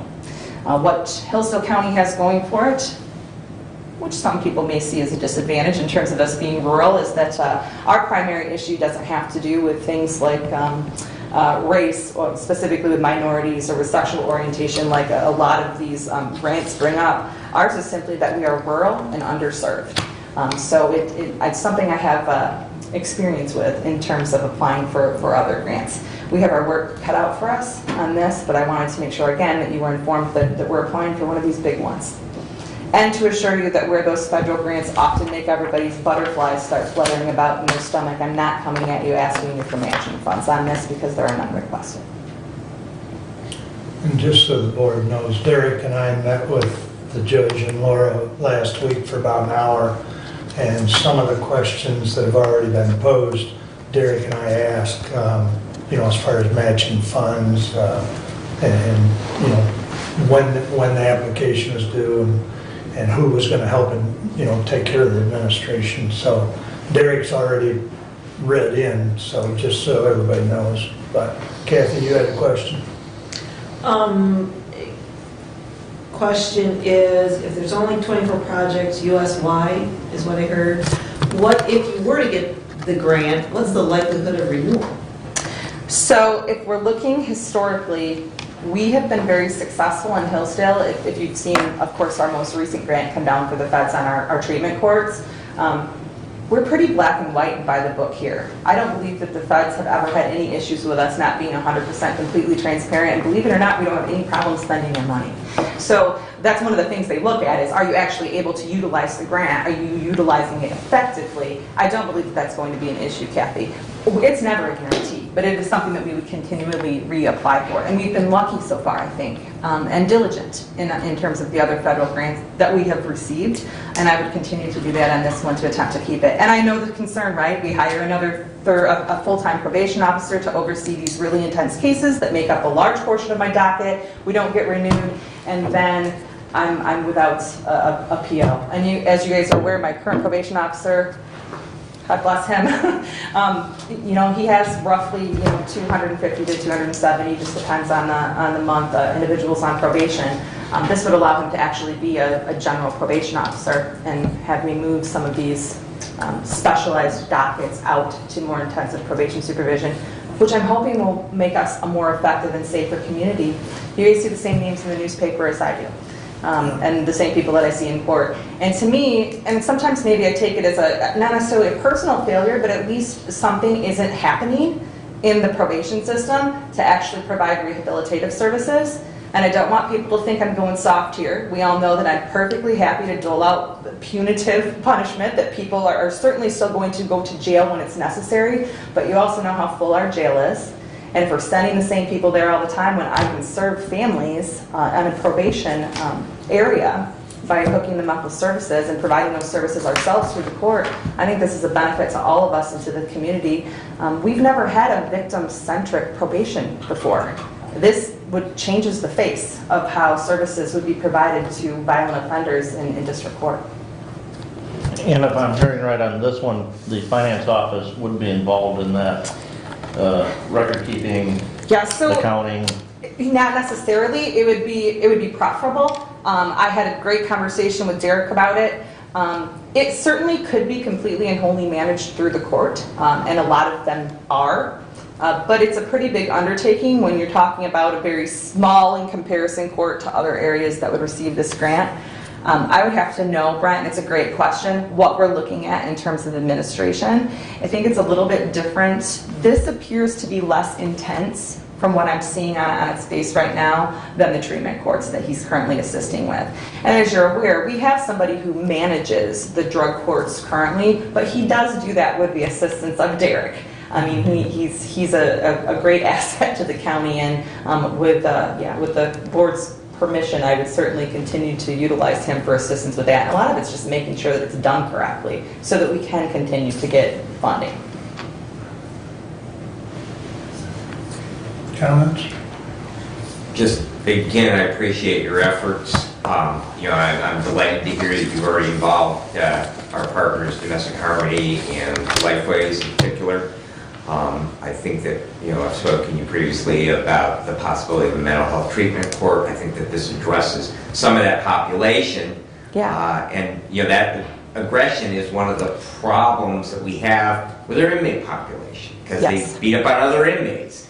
If they're on probation, they sometimes act out that aggression on family members, associates, waitstaff in restaurants.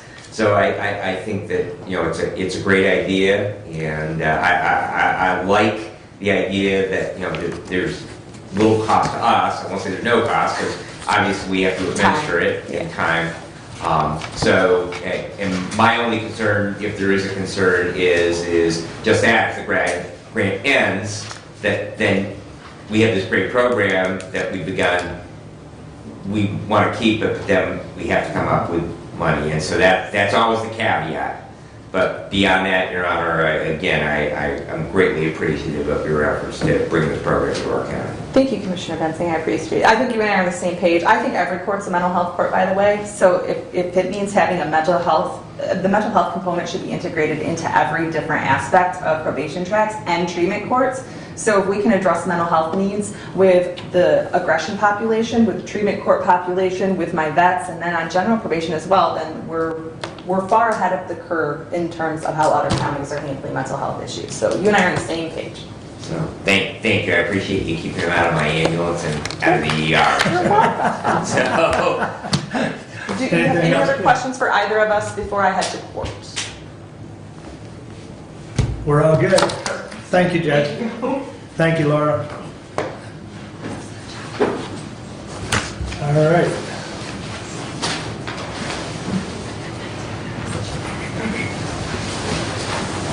We've already taken care of Doug's action item, and he didn't, when I spoke to him yesterday, he didn't have anything that he felt newsworthy. So we'll go right to Kathy. All right, the only thing I was planning on having a conversation on, and that is the capital projects list, ARPA discussion. We were gonna have a work session on this past Thursday, but due to weather, it was canceled. So I guess what is the flavor of the board as to how to handle that going forward? Do we want to set a new date? I was thinking Thursday of this week at the same time, 9 o'clock. I am committed elsewhere Thursday, unfortunately.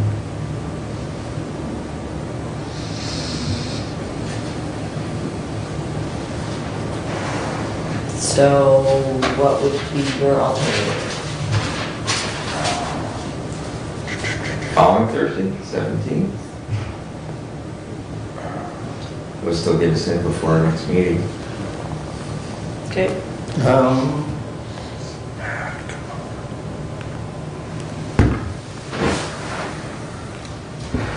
Kathy, I think you and I talked that maybe combine this with a commissioner meeting possibly? I don't think you talked to me. I think you talked to Brent. I would rather be combined with our February 22nd meeting. Whichever I talked to. You'd like to combine it with what now? Just take it up at our, and I don't know what standing orders are there or what Well, plans that's for what the meeting. I'm trying to find it. Nope, that's the 8th, that doesn't work. The 22nd. Yeah, that'd be great, thank you. My only comment on making it as part of our meeting is I think that the idea was it'd be a work session, it'd be a little bit less formal. Mm-hmm. And I think we're gonna have a bunch of people here that are gonna be advocating for, various parts of this money. Mm-hmm. And so we're gonna end up with a very, very, thank you, Commissioner. We're gonna end up with a very long meeting if we include that as part of our Yeah, so regular meeting. that next Thursday, the 17th, depending on the length of that meeting, I do have You can always Some have your meeting in the morning. or meetings early afternoon that day, so. as Gosh, I well. hope we'd be able to get it done in 3 hours. Well, just looking ahead, March 8th, I have no standing order at this point in time. If we were to block off, we could combine it with our meeting, or you do the meeting in the morning and have the work session in the afternoon to keep it all in the same day. Because from what I'm hearing, everybody's got conflicts on different days. The 17th works for me. Brent, I think you said you had a conflict? Yeah, I've got to be in Brooklyn early afternoon. But I don't think we want this meeting to go on more than 3 hours anyway. Well, And I think if it's gonna go on more than 3 hours, it's time to move on, because I don't think that's the intent of the meeting. I think the intent of the meeting is to have that discussion and start getting an idea of priorities and whether we're gonna spend the ARPA money, because I'm still not, I'm still hearing noise that maybe we aren't gonna spend it. And it's time to make that decision. You're spending or you're not spending. Because again, this is a process, and if we're not spending ARPA money, we've got some big concerns: courthouse renovation, courthouse roof. How are we gonna pay for it? And if we're not spending ARPA money, that's a different conversation, and finding that money, whether it's gonna be a loan or a millage, that takes time. So it's time to start making a decision of, yes, we're spending ARPA money, or no, we're not. Which is it gonna be? 17th? In the morning? Do you want that in the form of a motion? I'll make a motion that we have a work session at 9 a.m. on February 17th. I think what month we're in. That would satisfy Brent's request for 2 commissioners for a special meeting. It's not my request, that's state law. I would support that. Thank you. Did you indicate a time in your motion? 9 a.m. 9 a.m. Thank you, thank you. All right, any further comments or discussion? All in favor, signify by saying aye. Aye. Opposed, same sign. No. I was anticipating that, but you're outvoted 3-1. We'll just try and keep it short so you can get to Brooklyn, how's that? Well, as I look at this, that may be different, because it's the second, maybe I gotta double check that The schedule. cadence sometimes is weird. Yes. Yeah, okay. This So month that in means, particular. Jody, you're gonna post And that next month. meeting, it'll be posted on the website Yeah. appropriately. The first is on a And then the only Tuesday. thing I'll do is double check with Derek, make sure that works for him. I'm assuming it's going to. We'll get back with you. And again, we can do the same thing. Commissioner Schmidt and I can sign a call to the clerk for a special board meeting. Okay, Awesome. all right. Please make sure that that original gets to me and not an emailed copy. Thank you.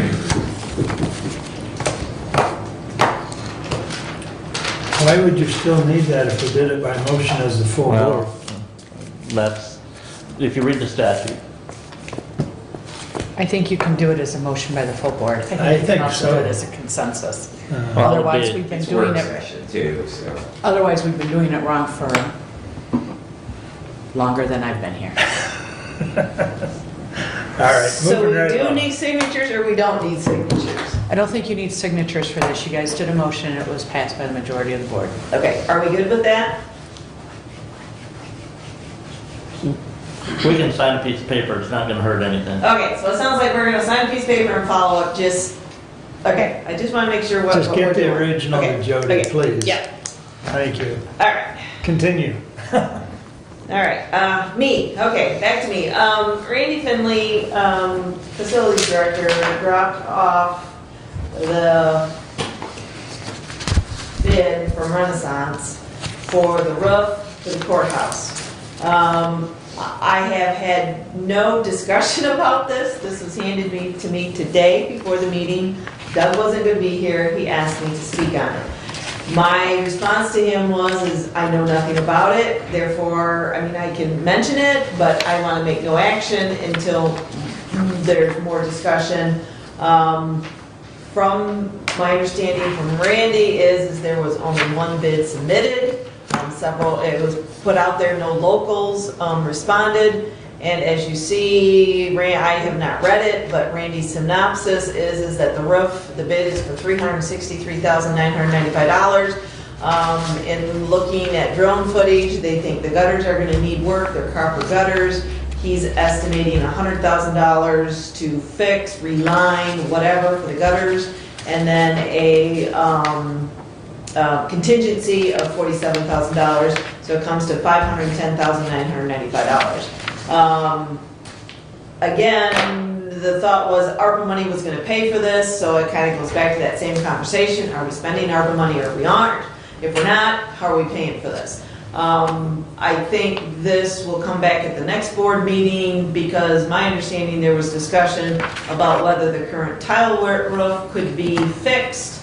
And I thought there were two commissioners talking about that, and I thought Randy was in the loop, but according to Randy, he wasn't. So, and I'm not so sure that we want to speak on that today. Would that be something we're going to talk about at the next meeting? Brent? Well, I had reached out to the manufacturer of the tiles on the roof. They had a local contractor from Detroit get in touch with me.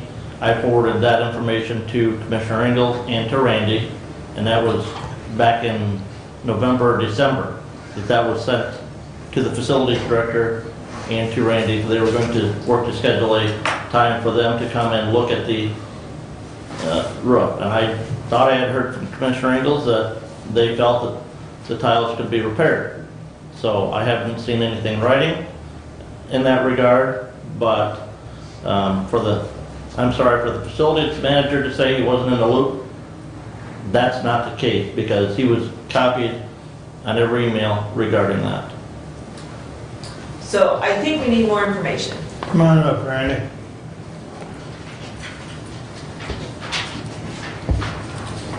Right, first of all, not being in the loop, what I mean by that is this new development, and I'm going to call it new because the last I knew, you directed me to send us out to bid.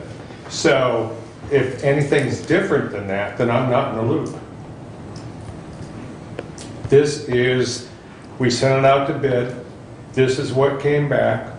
The locals decided not to, even though they were all saying they were going to, but everybody's really busy, and this is the only company that responded. You did that through BidNet, Randy. I'm sorry? You did through the BidNet thing or whatever. Yeah, because we wanted to make sure the locals got in, we personally sent everything to them, followed up with calls and that sort of thing. So, Stoll and, the local roofing people, they all had a chance at it. They all talking like they were going to go ahead and bid on it, but at the end of the day, even the company that did the repairs on the roof Signal was going to submit a bid and then didn't. So this is the result. So just so I'm clear, the answer is we contacted people. We did not post it That's correct, electronically. because we didn't want to get up too terribly far. The only reason this particular company is involved is that they approached me before this all came to pass. And the reason they did is they have a Google program that searches areas of the country, and when words come up, roof and county, it triggers a search, and then they eyeball it from satellite footages, and then they approach us. So that's the only reason they haven't invited to bid. Google bots are great. I feel my Yeah. So, that's how this all came about. And again, we wanted to make sure all the locals had a shot at it, and that's the reason we did it by invitation. Thank you. Would this be that, and I mean, you just handed this out this morning, so I haven't really read through it completely, but were we still talking about a steel roof Yes, this is a steel roof. and design like the tile shape? Yes, correct. that John Correct. had that one day? Correct. Okay. Do you have any problem with contacting the folks out of Detroit that Brent indicated and having them take a look at it? I mean, is there, What do you do about this bid situation? We just sent it to bid. well, I appreciate that. I guess I'm just asking the question. And do we now, after we sent it out to bid, got the bids and everything, and now we say, no, we don't want it? I mean, I don't understand what, this is a step that should have been taken a long time ago, not at this point. I'm just asking the question. No, just advising the best I can. Understand, Randy. I think this is something we could take up at the work session to more detail and Yep. then bring back at the February 22nd board meeting. Absolutely, and I will relay that on to them because they're chomping at the bit to get stuff ordered because, you know, that's a big contingent is getting material on site. So I can go ahead and do that. The the reason you got this so late is because I was expecting Doug to bring it forward and I didn't know that he wasn't going to until this morning, so I threw this together real quick. The sheets in the back of it is just so if anybody has any questions about the quality of their work, what type of work they do and everything, that's just some background for you. And that's basically it. I see they've got multiple locations. They're a big company. Yeah, okay, okay. All right. Well, let's plan on, I mean, unless anyone's got any objections, let's plan on making this a priority at the work session and then think bring it that's- back. Yeah, I think that's already an item that's in our list. Yep. It's the roof on the courthouse, so it certainly is Yep. appropriate to make it part of that discussion. Okay, Okay? that's the way we'll do it. All right, very good. Thank you. Sir. Please continue, Kathy. You done? I'm done. Hey, that's great. All right, Brent, you're up next. All right. Mine will be quick as well. Just a few updates here. Last year, we approved the transfer of a parcel in Pittsford to the county. That was actually claim deeded to the county. That parcel had a dilapidated building on, and the building inspectors worked with a local contractor on getting that building demolished. That demolition process has started. It's not completed yet, but that is in the works. I have been appointed to the Finance Committee of Community Action Agency, which means another meeting on multiple days, depending on the month. So, some additional involvement there that we will have. There was some discussion last year regarding the Branch Hillsdale, St. Joseph County appropriation funding and the per capita funding level. And the number, and specifically that was in regards to the number that was used for Branch County, as to how that per capita number was calculated there. The staff and I had questioned it because the report that was used only gave a number of incarcerated individuals countywide, similar to what we had in Hillsdale County and Branch and St. Joseph County. The staff over there was able to find some additional information on that incarcerated level. I didn't scan or print copies of it because it is very long, those numbers. If anybody in the public wants to look at that, that is available on the Branch Hillsdale St. Joseph website, which is bhsj.org, and that's in the January 27, 2022 agenda and packet for our Board of Health meeting. That census data information starts on page 111, but page 126 specifically is the census block tract that includes the parcel that the Branch County Jail is on. And in that census block, there were no reported incarcerated individuals in that census block. So the number that was used in setting the per capita allocation for Branch County, the number that was excluded was just the incarcerated individuals at the state prison and nobody from the Branch County Jail. As I told the commissioners, the Branch County commissioners at our last Board of Health meeting, that if I was a citizen of Branch County, I would be a little concerned of an undercount in our census population, but that's for Branch County to worry about, not for us to be concerned with. So, but again, that census data is available on the Branch Hillsdale St. Joseph website, and it's underneath the Board of Health agendas and minutes tab and the January 27th. And again, it starts on page 111, and that census block tract data specifically for Branch County Jail is on page 126. So just for clarification, you're telling me the state prison over there had no incarcerated? No, the state prison had incarcerated individuals in that census data. Okay. Okay, the joint operating agreement that was agreed to 2012 or 13. 12 years ago, Yeah. 10, okay, that was a modification of the last joint operating agreement between the three counties. It set that the state prison population is to be deducted from Branch County's population figure for calculation of the local allocation funding to the local health department. Right. Okay? And there are, in that data, there are pages there that show the I think there's two or three different actual small census block tracts that encompass the state prison. And the population that was in those three tracts was calculated up to the number that was on the summary data that was used last fall to set that population figure for the per capita funding for each county. And again, my questioning then is where's the Branch County Jail population?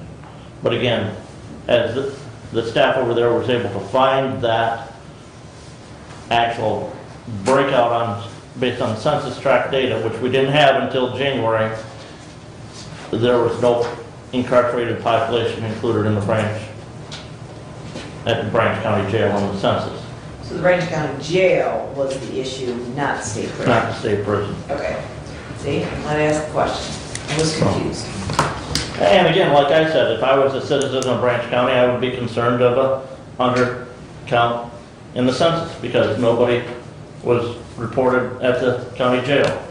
And if you read your census report, it says specifically, it wants numbers in your household on a certain date. Well, if you have a college student not living at home but living in a dormitory, they don't want you to include them because they want them to be included where they are residing on that date. Jails, prisons are much the same in that. Okay. So the bottom line is, the number The number is right. calculation is correct. Correct. All right. Yep, Okay. thank you. Please continue. I've got two townships that are looking at either building, one is looking at building an addition onto their township hall, and one is looking at buying property and building a new township hall. So,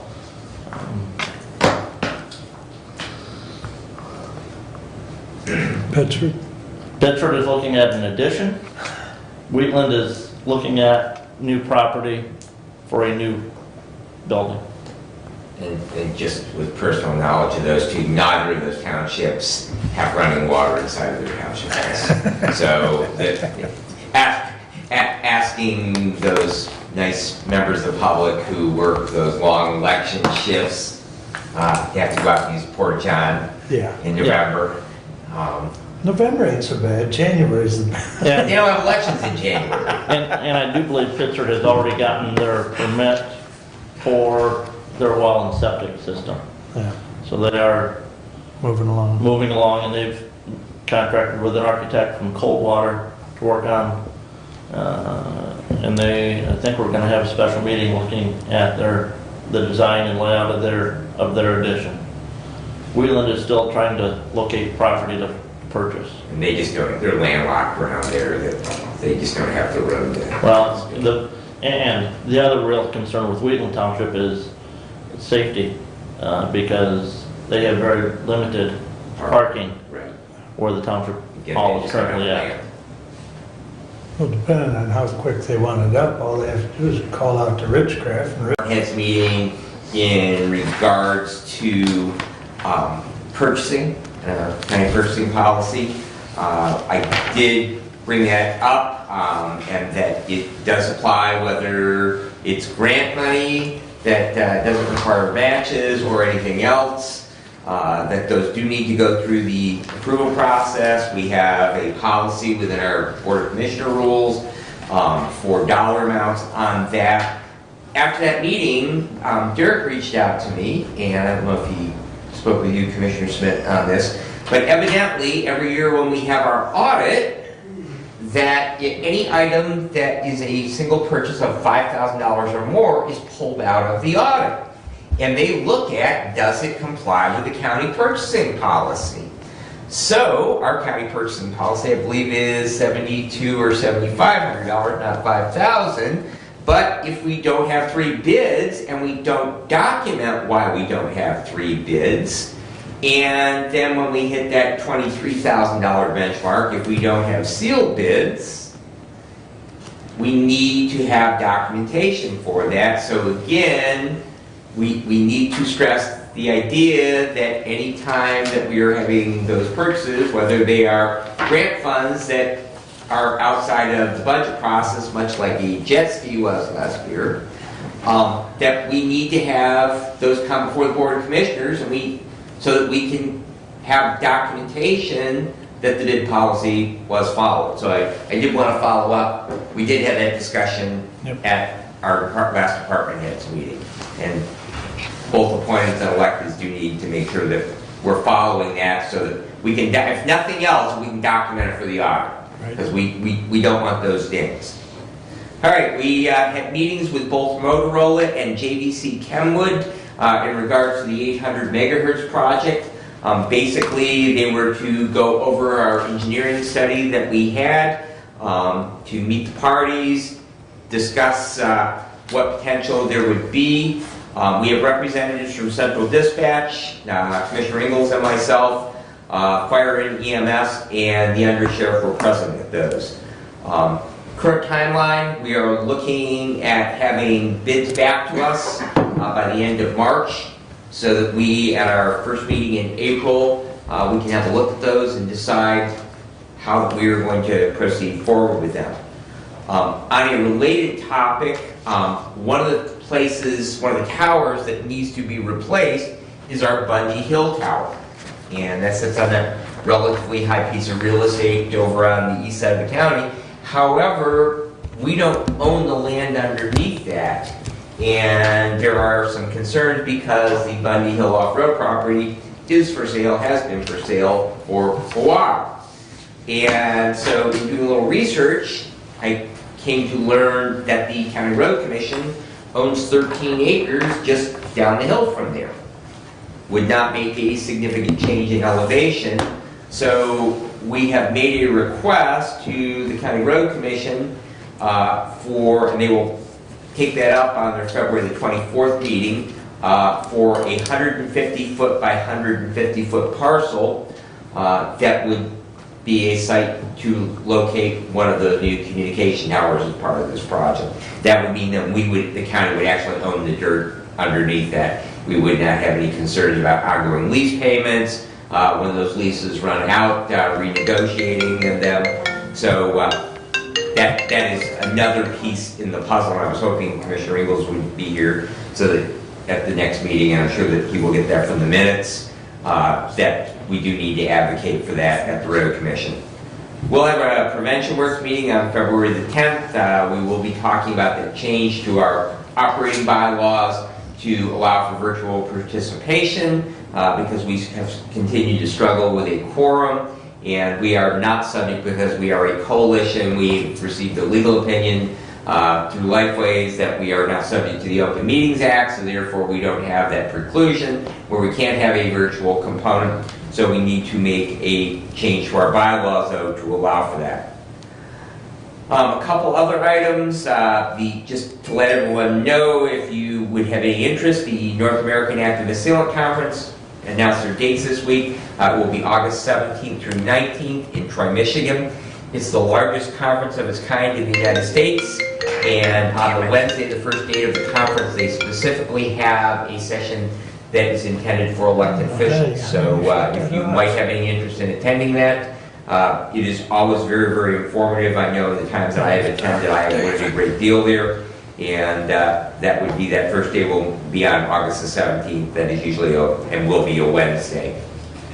My monthly meeting cycle is just beginning. As Commissioner Leininger and I kind of exchanged across the table, that the cycle's a little weird this month, that we have some townships that are meeting out of order with what they would normally be, and I think we'll have that same issue again in March, so hopefully I'll be in the right place on the right night this month.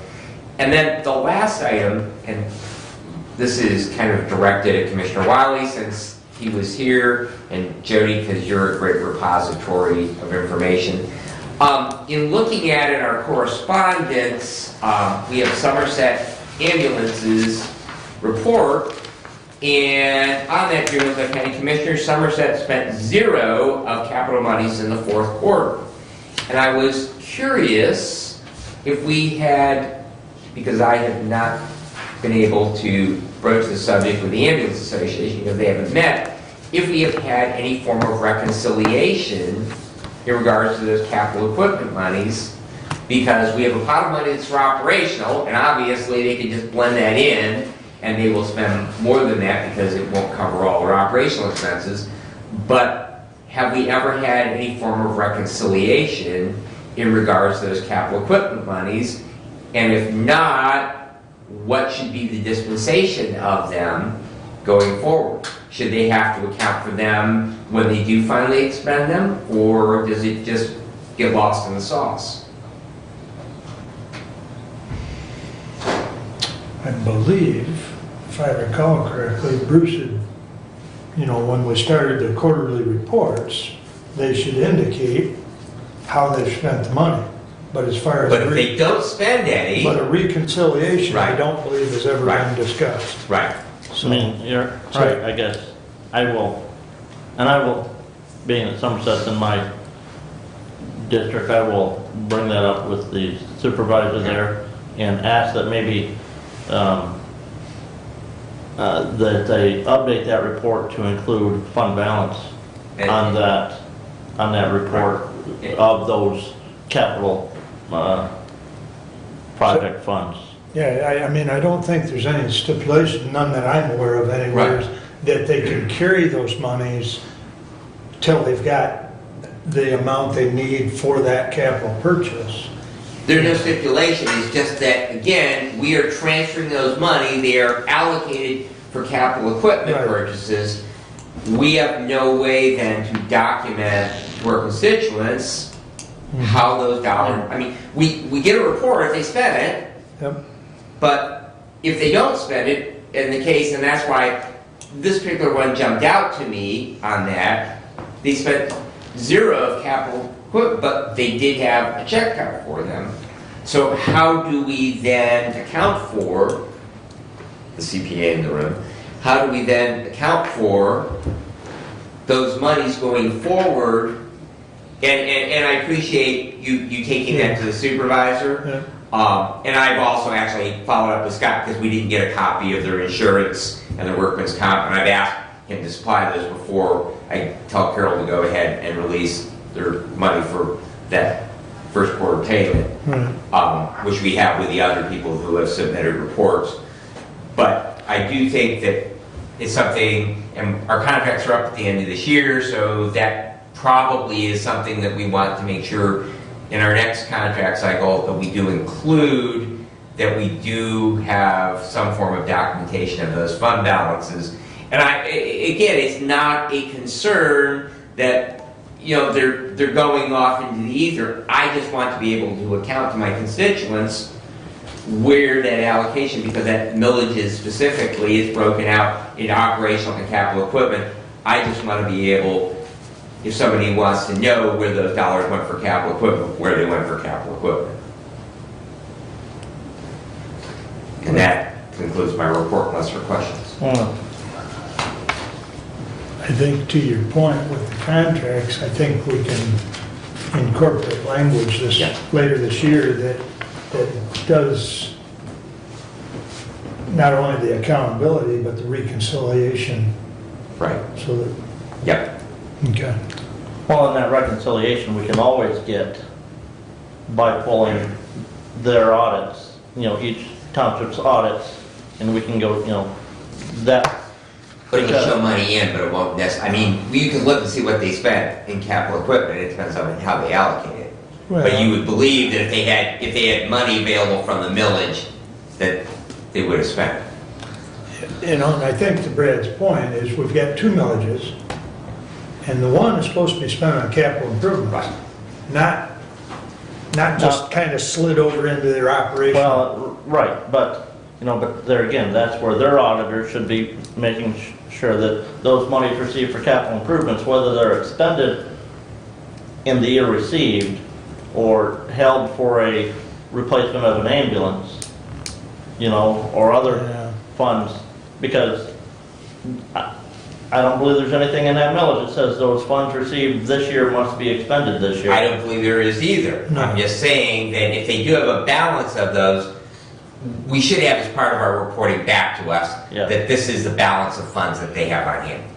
Well, and with that said, why are those funds accumulating? I mean, what is the purpose? I mean, it'd be nice to know that, yes, they're saving for a major line item purchase.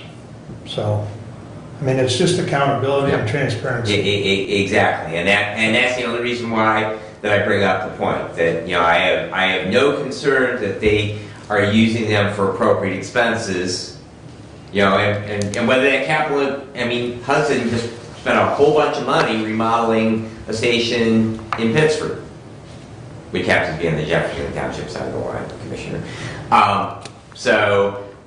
Which it actually benefited Jefferson Township because now they have a really great tenant in that former fire station, and it also better serves because the crews are going to want to work at that station because it's a lot nicer than what they had previously. But I have no objection whatsoever. I just want, from the standpoint of transparency, if they have a balance that they're saving or something, I'd like to know what that balance is and be able to point to my constituents.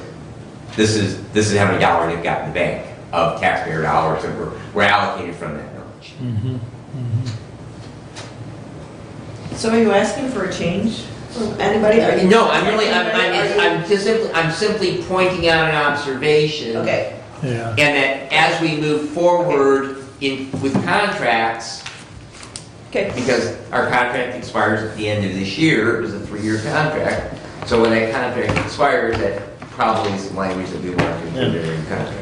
Right, and I'll request the same thing of Walter. Roy Waldron, and of course Addison is contracted with Wheatland Township, but we can ask Wheatland to ask Addison to include that in their reporting. And I will just, you know, Pittsford, and if you'll ask Jefferson to ask Hudson to do the same thing, to include that in their reporting. I will do so. Thank you. Does Somerset also service Moscow? Moscow, yeah. We're contracted with Moscow for ambulance service, but yes, I will talk. But you got that covered. I will talk to their Okay. Yeah. partner. And I'll visit with Keith. So. Okay. Actually, I'll visit with Gene. Well, and as you indicated, it'll be a bullet point in the new contract. Right. And that'll clean it up. Yep. So, all right. Very good. Anything else for Brad? Okay. Now, I know Kathy reached out to me. I'll read my action item. 22023, we recommend the revised County of Hillsdale Employee Handbook be adopted effective February 8th, 2022. Also, the County of Hillsdale Employee Handbook will be posted on the Employee Navigator website, where all employees will be required to sign the acknowledgement and/or any revised handbook on an annual basis. Furthermore, this resolution repeals all previous versions of the County of Hillsdale Employee Policy and Procedures Guidelines and/or Employee Handbooks as of today's date. Respectfully submitted for adoption, Mark Wiley. I'll support it. Thank you, Brad. So Kathy expressed some concerns. I emailed some back and forth to her. I did send off some of her concerns to the attorney and have not heard back from the attorney.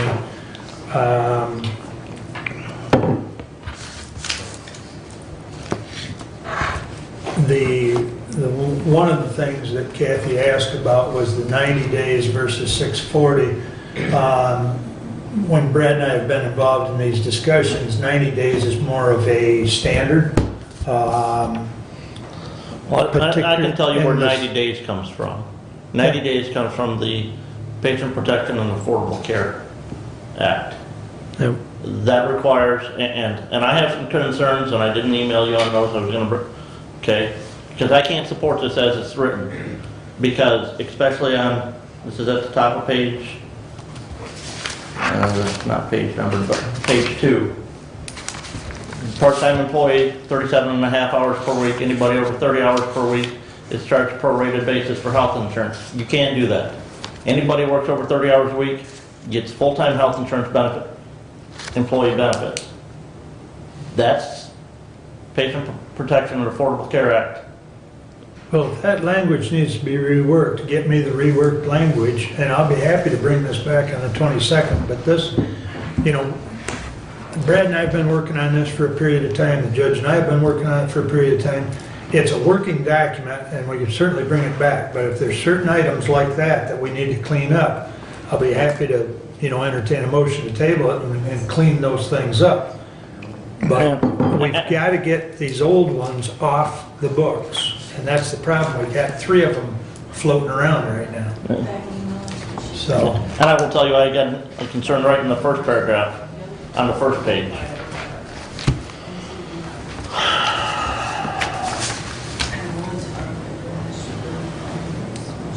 And I know we can't push this out on other elected individuals.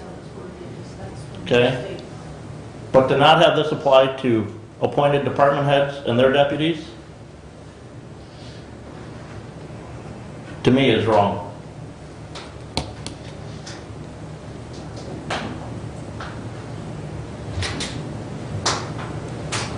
your thoughts, Brad, as far as department heads are appointed? Appointed, I mean, they work for us. We can set whatever condition we Right. want. That's not a problem. The electeds, I mean, Yeah. they live in their own orbit, Commissioner. And again, I understand that. Right. But it says, while the employment of elected appointed officials and chief deputies of such elected/appointed officials is not governed by these guidelines. Right. So I would be comfortable with striking the appointed and their deputies. But the elected, we've Right, got, the elected Right. we can't. Right. Now, I would hope Yeah. that each and every one of us on this body would adhere to every right. Yeah. part of this. You know, what's good for the goose is good for the gander. And I don't think, I know I didn't catch that earlier, but I'm amicable to that.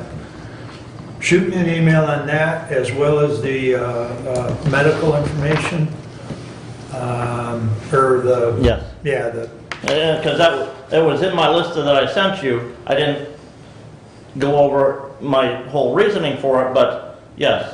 You know, because, right, we say, and again, this may be something that we need to have a discussion of. Are we going to consider part-time employees those that work less than 37 and a half hours per week, or do we go with the federal statute of 30 hours per week?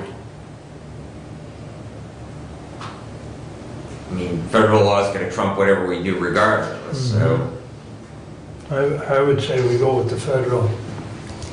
And then, and I didn't get a chance to ask Derek on this, it says those employees who are part-time pay a prorated basis for healthcare. Is there a, but where's the schedule as to what that proration is? Or is it, or do part-time employees just pay the whole cost for healthcare? I believe, and I know Derek's not here, but I believe he works with 44 North on that. Because that's on a, case-by-case basis. That's, that's the best answer I've got for you. Yeah, I think if they work 20 hours, they pay 50% of. Of their portion, or, yeah. Well, they probably Well, pay more than 50% because yeah, there's a right. 25% contribution, or 20% contribution. Right. So again, I'm sure there's a calculation that they pay their 20% and then, but, the employee handbook says it's prorated, it doesn't say what the proration is. And I believe, like you said, I believe he reaches out to 44 North. And I think that's pretty much case by case because Yeah. it depends on how many hours that individual works. But what I'm hearing and what needs to be aware of is the proration's gonna be based on 30 hours, not on 37 and a half or 40, which is crazy. Well, because, said, the Patient Protection and Affordable Care Act says anybody who works 30 hours a week is full-time. You don't offer them full-time health insurance benefits, you're subject to a fine by the federal government. I'm curious if we have any in the county that works between that 30 hours and 37 and a half. That I don't know. The key kicker is if you hire an employee that you don't anticipate to be 30 hours a week on average, but their hours vary from week to week, you got to track them on a yearly basis. And if in 1 year they work more than 1,520 hours, you have to add them as a full-time employee the next year to your health insurance, and you can't take them off the plan for the year. You have to track their hours the next year. So I think, Kathy, if we clean that up to meet the federal guidelines,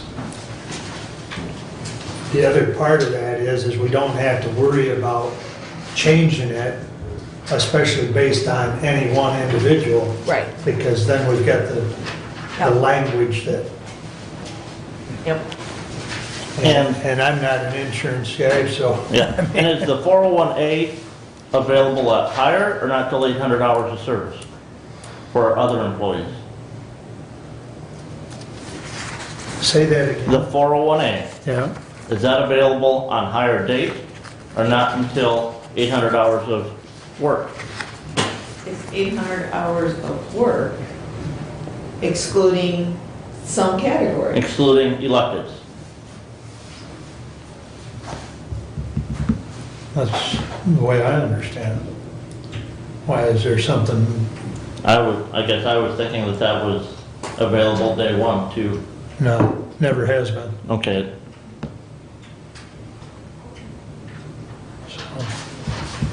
I mean, And that only excludes elected, not Because- appointed.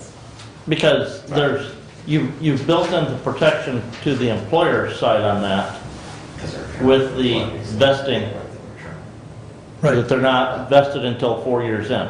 right. So my question is, and this may be a conversation for something else, why are we requiring a new employee to work 800 hours before they're eligible to start setting money aside for retirement? Because we're not gonna make that match until they have 800 hours invested in the county. But that match would come back to the county if they left in that first year. Well, Because, and I wonder if it's a turnover thing.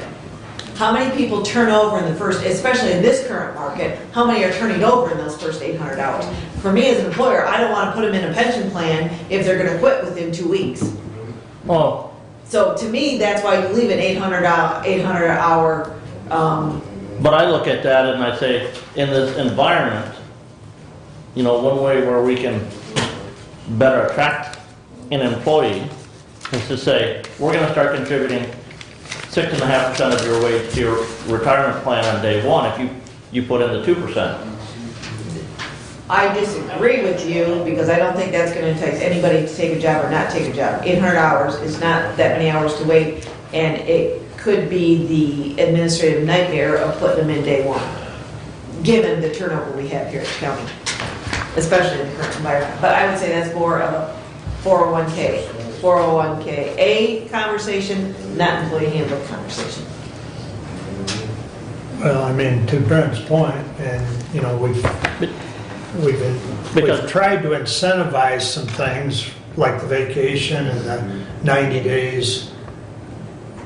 Would it be more apropos for an employee to be eligible for the 401 in 90 days? I mean, I'm And just throwing again, that. that, you know, it may come back to some of our contractual language, which again, they're not gonna fight us if we wanna give them Right, better. right.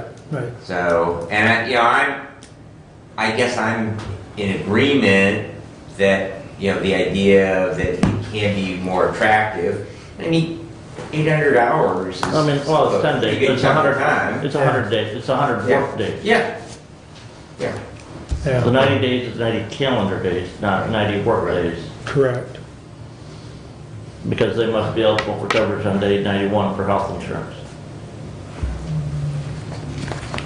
The only caveat we need to address there is, Derek shared with us a guideline that he uses, and it looked like on that, the appointeds and their deputies were eligible, have been eligible for health insurance on day, they have a 30-day waiting period, where all other employees, for the most part, are a 90-day waiting period.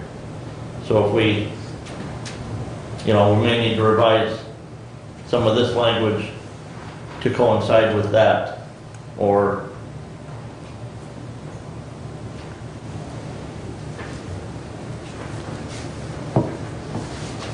That's medical insurance. right. That was an email Derek sent out yesterday afternoon that had a graph of when different employee classes are eligible for health insurance benefits.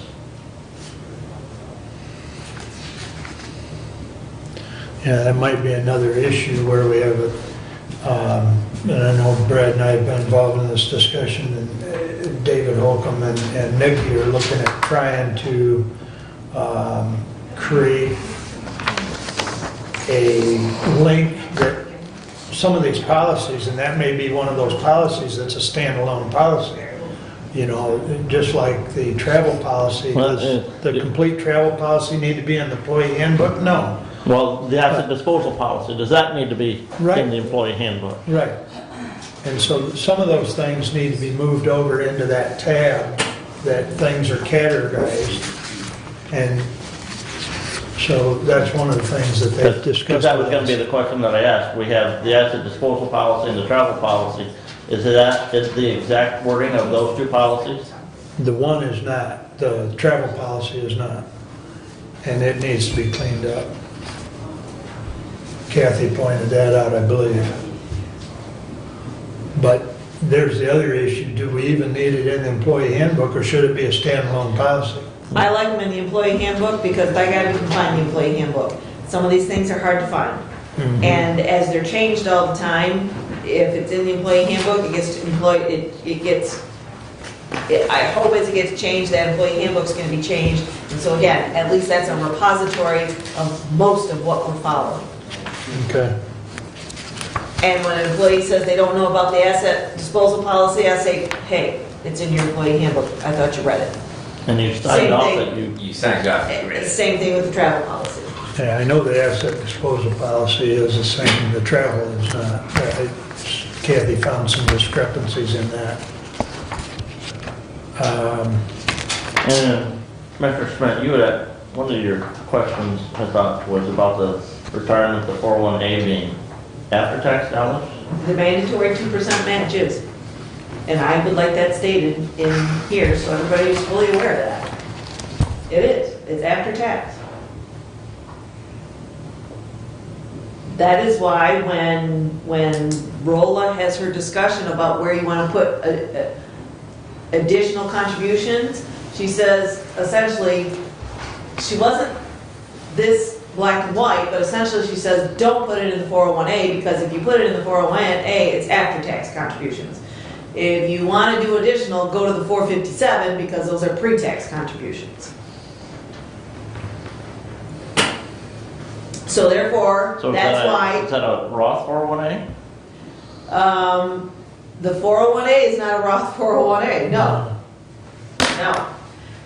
So those distributions at retirement then are treated partially as tax, partially as untaxed? You will have basis, and that is why from county employees, when they have a retirement distribution, they have basis in their retirement contribution, and their whole distribution is not taxable. All your gains are taxed. Correct. Well, and all of the county portion. The gains on the county portion and, All gains of the whole fund, plus the county's contributions are taxable. So essentially, I would assume the only thing they're keeping track of is what the employee contributions are, and that is what their basis, and it'll be a proration depending on how much the distribution is as to how much was individual contribution. Go ahead, Brad.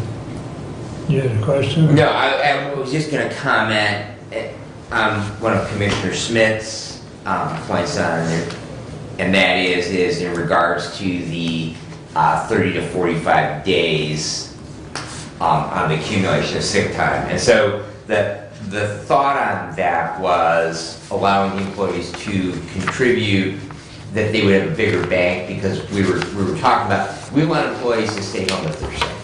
So we wanted to have sick time to draw from. And so the idea, the discussion that we had was to increase the amount that they can bank. So eventually we're going to pay it out, whether we pay it out annually when they accumulate 30 days, or we accumulate it when they finally leave employment. Basically the idea is they have a bigger bank. So with a bigger bank, then they're more likely to take the time off.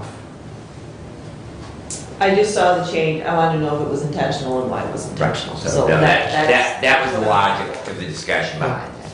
Yeah, that was an intentional change. Okay. and then the cafeteria plan, we need to specify in that HSA contributions as well. That's on page 31. No, I specifically, and I think that question came up. She advised against doing that because you're putting too much in there that now you're gonna have to change it if we change. If you change policies, you've got to change this document. And so she advised against it. Putting that, I specifically asked her about putting HSA in there. So how do you offer a pre-tax deduction contribution to your HSA account if it's not in your cafeteria plan? That's why you have that discussion with Derek. Otherwise, I'm just simply telling you what legal told us when that question came up. I'm not on the page, but is the wording that's on that page, is it significantly broad enough to incorporate the HSA? Because again, it says something about you can put money away for, or pre-tax, you can pay for medical expenses pre-tax. So you didn't specifically say HSA, but is that incorporated there? pay unreimbursed charges for medical, dental, optical. And in your HSA, that's what you do? With your HSA money, that's essentially what you do. I mean, there are other expenses are allowed as well, but you're paying for things that the insurance company isn't paying for. So it's based on the attorney saying, is that significantly broad enough that the HSA is incorporated in that statement? I don't know, I'm just putting it forward.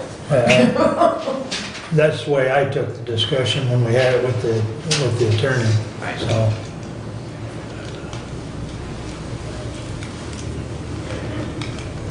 Anything else? Did you have a question on the holiday pay? I did. According to the ones I submitted, the holiday pay, per the last meeting, the motion was made to have 20 hours after 90 days, and then an additional 20 hours after 6 months. That is not the way the employee handbook reads. It reads 2.5 days after 6 months. I believe That was under vacation, not holiday. Yeah, Yeah, vacation. we're talking about that. Yes. We're talking about Thank you. item 4. Yes. on here. Item 4, on page 22. That's what I emailed you about. Yeah, And when you, since I don't have the document up, when you're talking holiday pay, are you talking about an employee who works on a holiday, or are you talking about? Well, holiday pay is different than the vacation. You're right. So, okay, we're talking holiday pay. I think I That's totally not got what off. the Yeah, motion no, said. she is Okay. talking, Okay. but also on vacation. I do believe her motion did say hours, not days. Okay, which one are we talking about? But, okay, Totally confused. Do you we're want me talking about, to, would you like me to read the motion that was made? Last month, let's just, meeting, yes. go into vacation time. Let's Go do ahead. vacation first. that's Yeah. That's fine.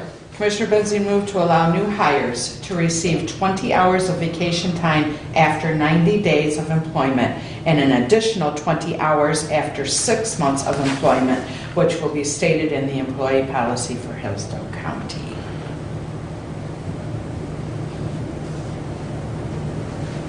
And that's not what's in the employee Yes, it's handbook. not what's in here. So, Number 1 on page 22, the bottom, vacation. Employees with 1 year of seniority will be entitled to 5 working days of vacation with pay at their regular rate. Employees may utilize up to 2.5 working days of vacation between 6 months of employment and the first anniversary of their hire date. so we need to make that change reflected. right, right. And I guess I would prefer to see it as hours of vacation time. And the reason why that is, why I would rather see it as hours than days, is make us better in compliance with state law. Because state law now says paid time off that an employee can take in 1 hour blocks. So and we have to have a benefit that is equal to the state law to be exempt from the state law. My question is if they only work 37 and a half hours, so for a full week of vacation, do they get 37 and a half hours of vacation? And is that a problem? I don't know. I'm not sure how that all works. If it's, It's my understanding if they work less than 40 hours, their vacation time is prorated as well. and if you work 37 and a half hours, you're considered working 40? Because county employees work 37 and a half hours is what my understanding is. Hourlies. And plus their paid breaks. Yeah, that's why I'm not sure how that all works. So again, when you say, I don't know, that's kind of semantics, and I don't know how the mechanics works there. I'm not into the minutia that far to know, but, All right, I'll make sure the vacation pay matches up with the motion. Okay. okay. And like I say, I would, if going on to that language in that segment, I would just like it to see that the hours. Well, I think the That's motion what was the motion hours. is, hours. Yeah, Right. so, Okay, so then you want Holiday to pay. talk about holiday pay. Okay, Thank you. now I'm in the right pew now. Okay. Okay, so on page 22, holiday pay, when does this kick in? Date of hire or 90 days after hire? And then the response was holiday pay has been paid after 640 hours for the year. The old book was incorrect. Well, according to this book, it's after 800 hours of service, because that's a fringe benefit, isn't it? Holiday pay? $800 of service had to do specifically with the 401k, or the 401A, excuse me. So so that I understand, because I didn't print the document. 40 hours or something. When we're talking about holiday pay, are we talking about an That's gonna get employee redone. working on a holiday, or are we talking about that, okay, they get President's Day off because we're closed, that they get paid for whatever number of hours they normally would have worked on that day? Question is, if you get hired December 22nd, Okay, do you get paid 4 days, 2 for Christmas and 2 for New Year's, immediately or not? And the question is that across the board, or are elected and department heads done differently? well, electeds get a salary, so, and department heads get a salary, so it's really difficult. They're not hourly employees. Okay, so again, Here, does it? when it says you don't get paid for holiday until after 640 hours worked, I think the question has come up is when a department head was hired, say at Christmas time, do they get their holiday pay? And I believe they did get their holiday pay, but does this make it murky? I don't know. Because again, does this handbook only apply to hourly employees? I don't think so. I think there's other salaried employees that it applies to. But again, I would make the argument that salaried employees, that, they're not punching a time clock and they come in and work on a Saturday. Randy's a salaried employee, and, he probably comes in early and works late, or comes when the alarm goes off and he has to show up to shut it off. So, I think from a standpoint of salaried employees, that holiday pay is probably not applicable. Vacation pay is. I guess I'm more concerned with the hourly employee, because we're closed, all right, so they can't work, and are they gonna get paid for the day or not?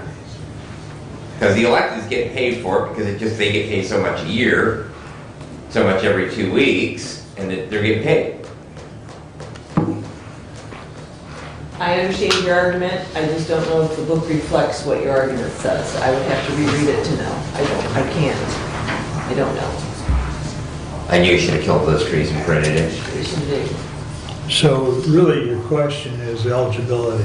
At what point of eligibility? And, and I think that can be cleared up coming back to that first page, when you're talking about fringe benefits. Or to page 2. Underneath employee classification.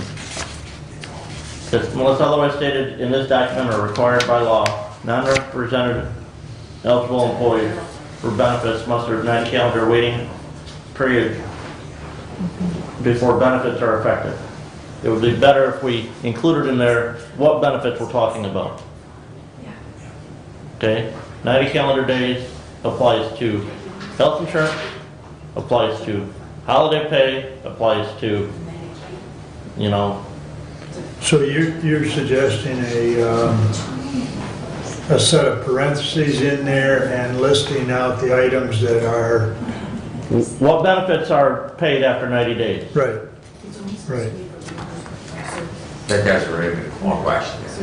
These are the things that you're gonna get, and if it's, then the extension of that is, if it's not enumerated in this list, then you receive these benefits beginning on day 1. Jody? I'm not saying anything. You'd like to. I would. I would say in reading the holiday section here, I don't think here it says when it kicks in. This doesn't say. The old version said it kicked in. Okay, that's where okay. This doesn't say when it kicks in, and that's where I come back and I say, Right. on page 2 it says benefits are Right. available after 90 Right. days work, 90 calendar days. Right. Okay? To me, paid holiday is a fringe benefit. Okay.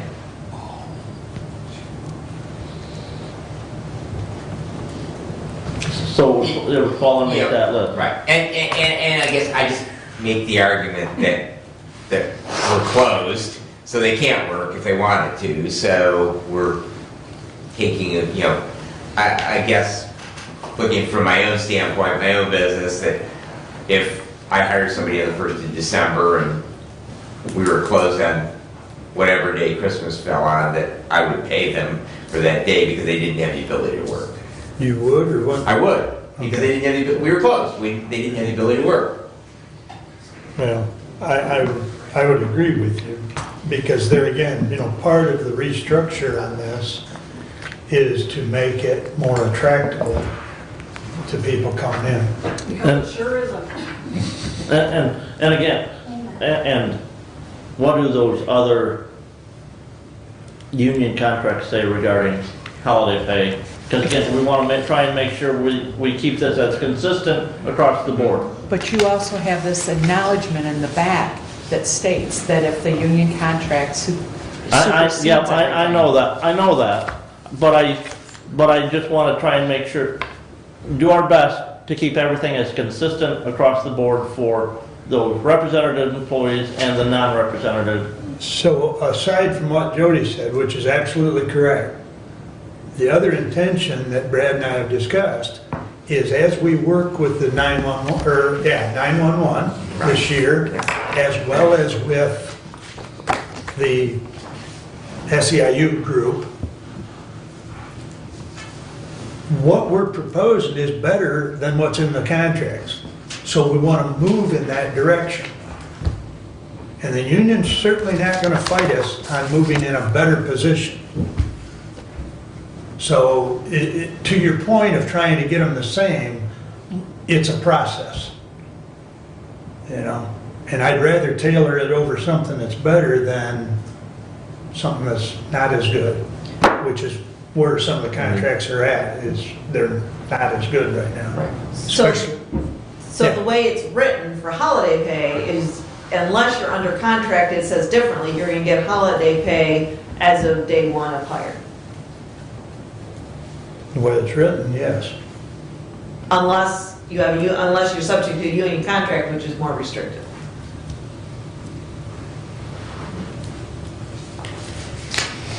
And again, if you want At to get present. something that's better than what the union contract is, they're probably not going to fight us. Right, right. And the other way we can fix that problem, since the sheriff contract is not, we can simply do an LOU.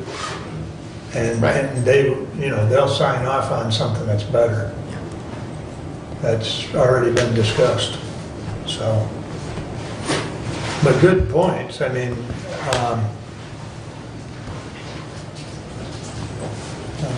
got a whole page of notes here. We may even want to set up another Zoom meeting with her, I think. Or do you think? that- I think just give them another email, and I copy the judge on it, Yep, so the judge is in the loop. yep, I can do that. Well, what's the pleasure? Table this or vote it I will down make and a bring it motion, back? I will make a motion to table until 22nd. 22nd. Support. It's non-debatable, so all in favor, signify by saying aye. Aye. Opposed? All right, you're gonna get me the language on the medical insurance. I think everything else I've got wrote down, so we'll work on that. All right, thank you. Where did I put it? I had some notes here from the OMI meeting, the aquifer, the Ohio, Michigan, Indiana Council of Government met on January 31st at 1 PM, Bryan, Ohio. We got an update from the USGS.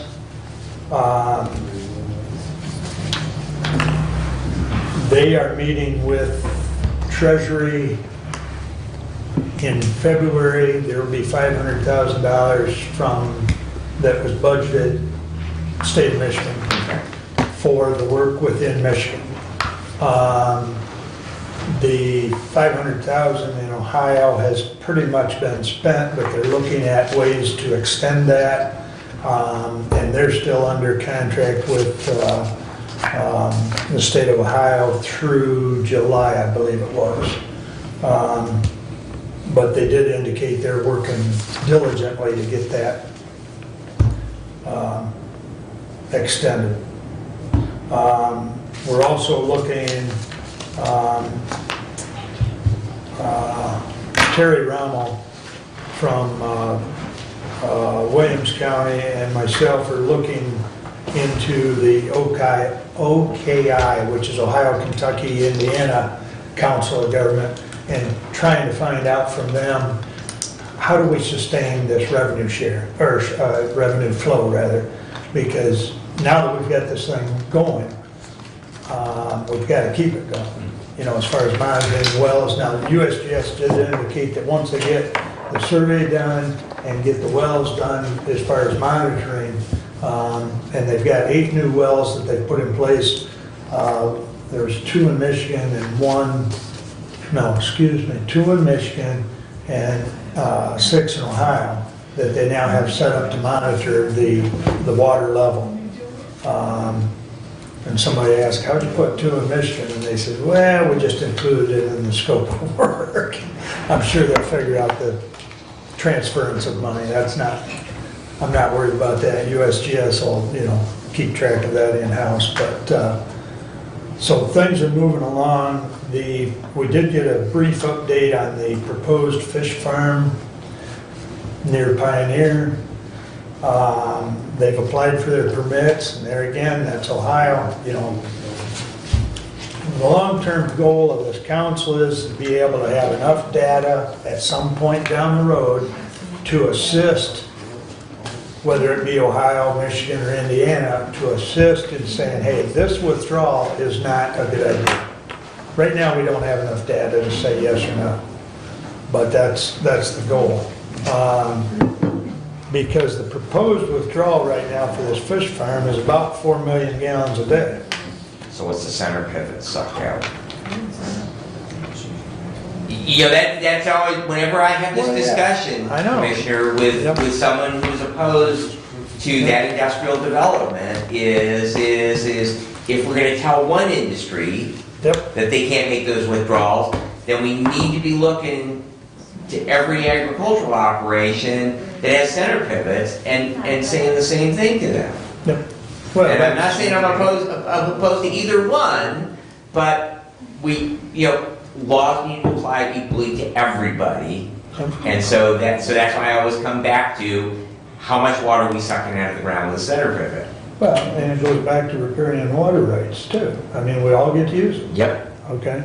The major difference, though, in this particular instance, is irrigation water, although some evaporates, the rest of it does eventually go back down in, or a good percentage of it will go back into the aquifer. This water, from what we were updated, will go into the St. Joe River once it's been cleansed, because There has to be treatment because Right. it does have nutrients Right. added to it.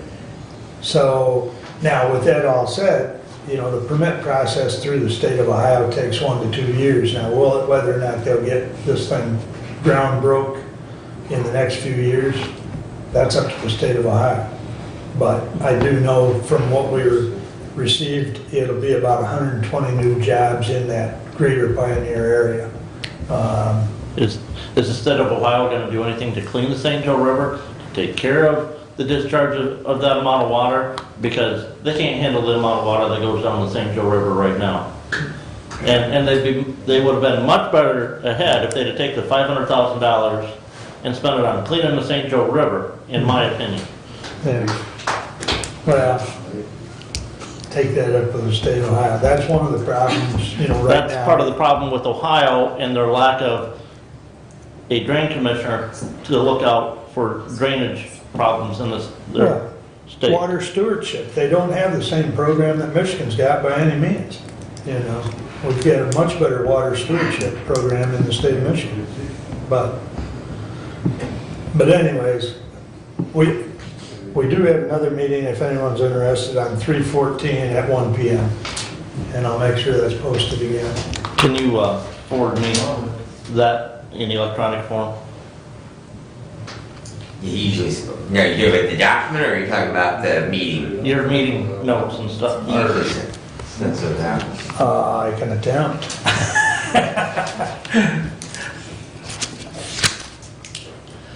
And as soon as Robin gets the minutes out to us, which will include the USGS slides, I'll share them as well. So, That 500,000, was that included in the state budget that was passed and Yes. signed? Yes. Okay. So I had a call from Representative Fink inquiring about that aquifer. Haven't had a chance to follow back up with him on that, but, because it sounded like there was some more budgetary issues being discussed regarding that as well. There has been, because there was more than 500,000. I mean, it was I don't remember the total amount, it was several $1 million for water stewardship. The 500,000 was built into that, but it was tagged for this aquifer. So I have two different emails.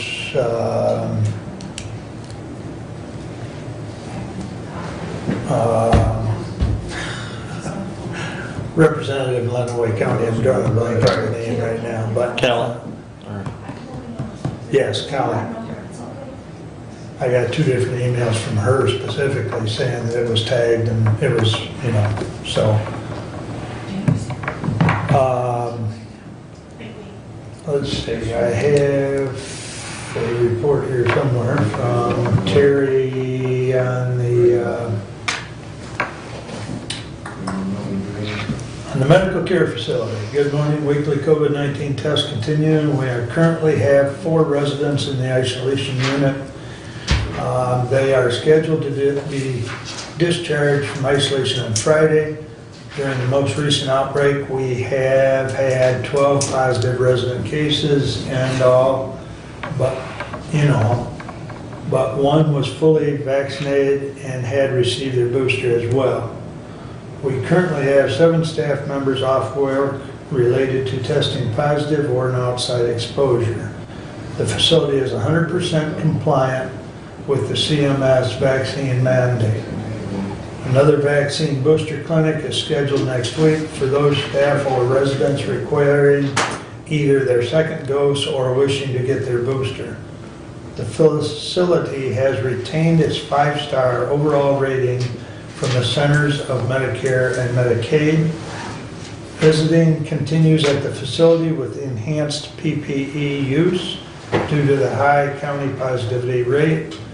We remind all visitors that a mask must be worn throughout the visit. If you are not feeling well or have had an exposure to the virus, we ask that you do not visit the facility. Rapid COVID-19 tests are available prior to your visit. We have positions available in our nursing department and taking applications for the next CNA class. Please contact the facility human resource department if interested. And I know you're going to ask it, the position Brad and I need to probably sometime either later this week or next week interview the candidates for that position on that 3-member board. I believe we've got 2 or 3. So we'll have that appointment for board approval on the 22nd. And their next meeting is the 24th, so we'll be okay as far as keeping that board whole. And then our life waste appointment is in March. Yes. And I was hoping to have that in front of the board March 8th. Okay.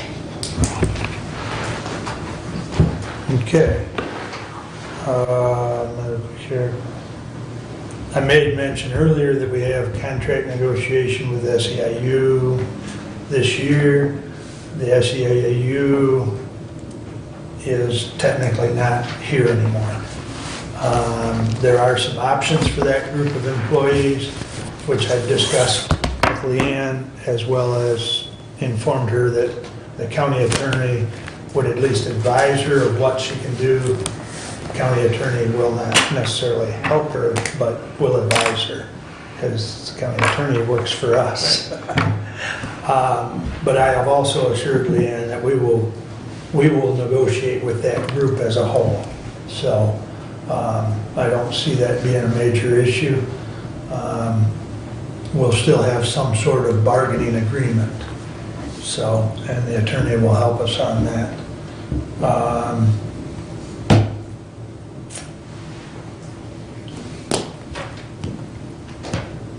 I had a meeting last night, which was down in Montgomery Village, and the sheriff and I went because we were asked to be there. There is a discussion on a impound lot where the old Montgomery lumber was. And so there, I consequently sent them a bunch of contact information for Eagle, because there's definitely some permitting process, and they don't want an impound lot or a junkyard inside their village limits. But the sheriff assured him that he has no intention of using that, the person that's bought the property, because he's got facilities much closer to the sheriff's department. So, just kind of an interesting point how kind of a new business, if you will, but inside of a village, and a village that depends on home wells, and you want to have a junkyard in the middle of it, or at least on the north side of it. Junkyard and impound lot are two probably different things. Yeah, and that's the problem. As the sheriff and I sat there and listened, that discussion was going both ways. So, are they talking of a combination, or, So I'll keep you aware, but it doesn't sound like there's much. I mean, the only ordinance that they've got that could impede it would be their blight ordinance. Other than that, I don't know. They've got a situation on their hands, I'm afraid. But anyways, if there's nothing else for me, or questions, I would like to have someone make a motion so that we can go into closed session for attorney-client privilege. Stephanie would like to update us on some things. I'll move that we move into closed session for attorney-client privilege discussions. Well, is that settlement discussions? Excuse me? That's settlement discussions, I think, right? Specifically? Well, she'll update us. Okay.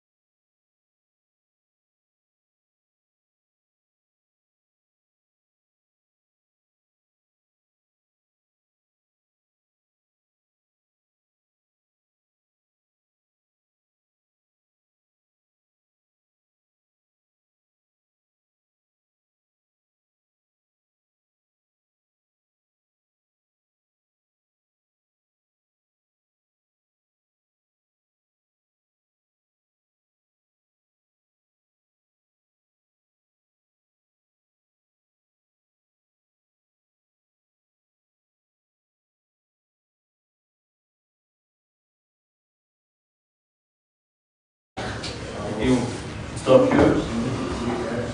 Quit that, Kathy. No, nap time. Thanks, Brad. All right. Coming in, Bob?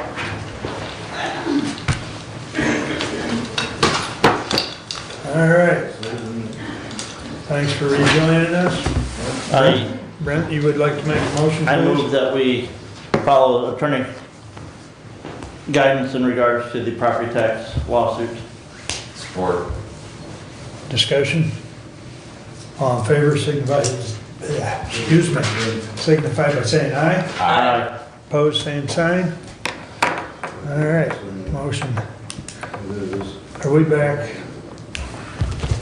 Oh, I didn't turn that on for the motion. Yeah, should have thought about that. Bear with us a minute, folks.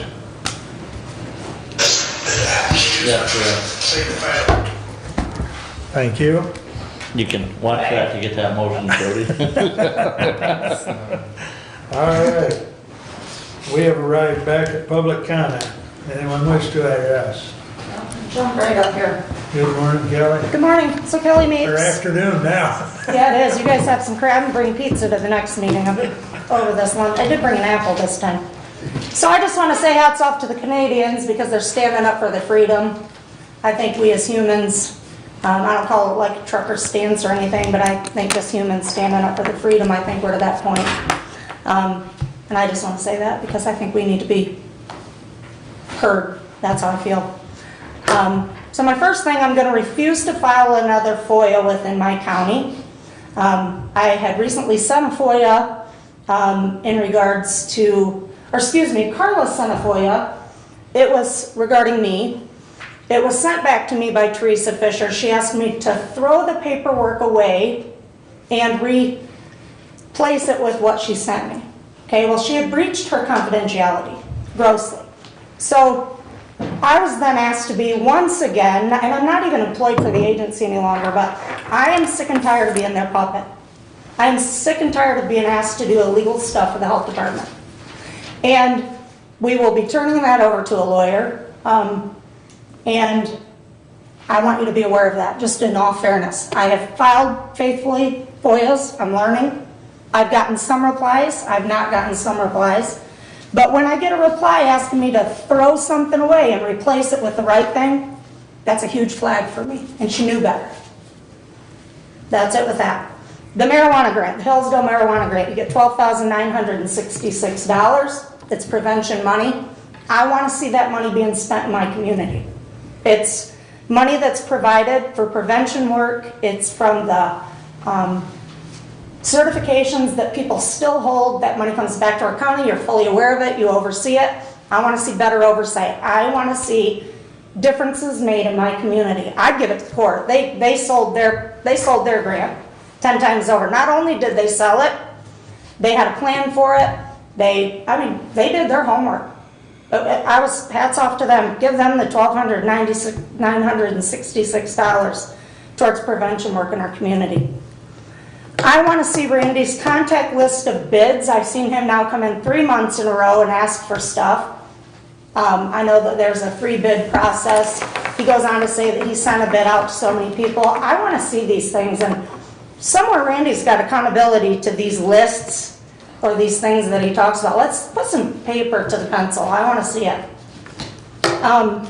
One more thing, because I can't really approach via FOIA, I'd like to bring to the board's attention that you hold a fiduciary responsibility to these budgets.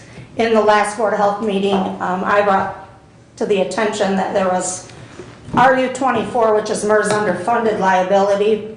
In 2019, they put $325,279.43. 2020, they put $945,214.21.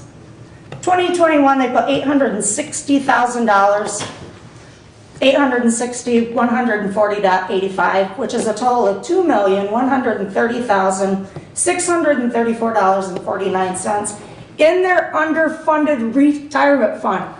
So I started looking into it because I've been asked to go do things by Rebecca Burns personally to keep the money coming in so they could pad their underfunded retirement. So it sparked my interest, really. And I'm not making it up, it's all on the budget, you can look. I've got a little bit of backflow from it, but it's there, it's in pen and ink, look at it. I would like an accounting to that. I would like to know how much money they received in Medicaid dollars, because when she was asked, she said it came from Medicaid dollars, Medicaid reimbursement. So I'd like to know those dollars and the complete accountability. Now, I went back and I couldn't find the RU-24 before 2019.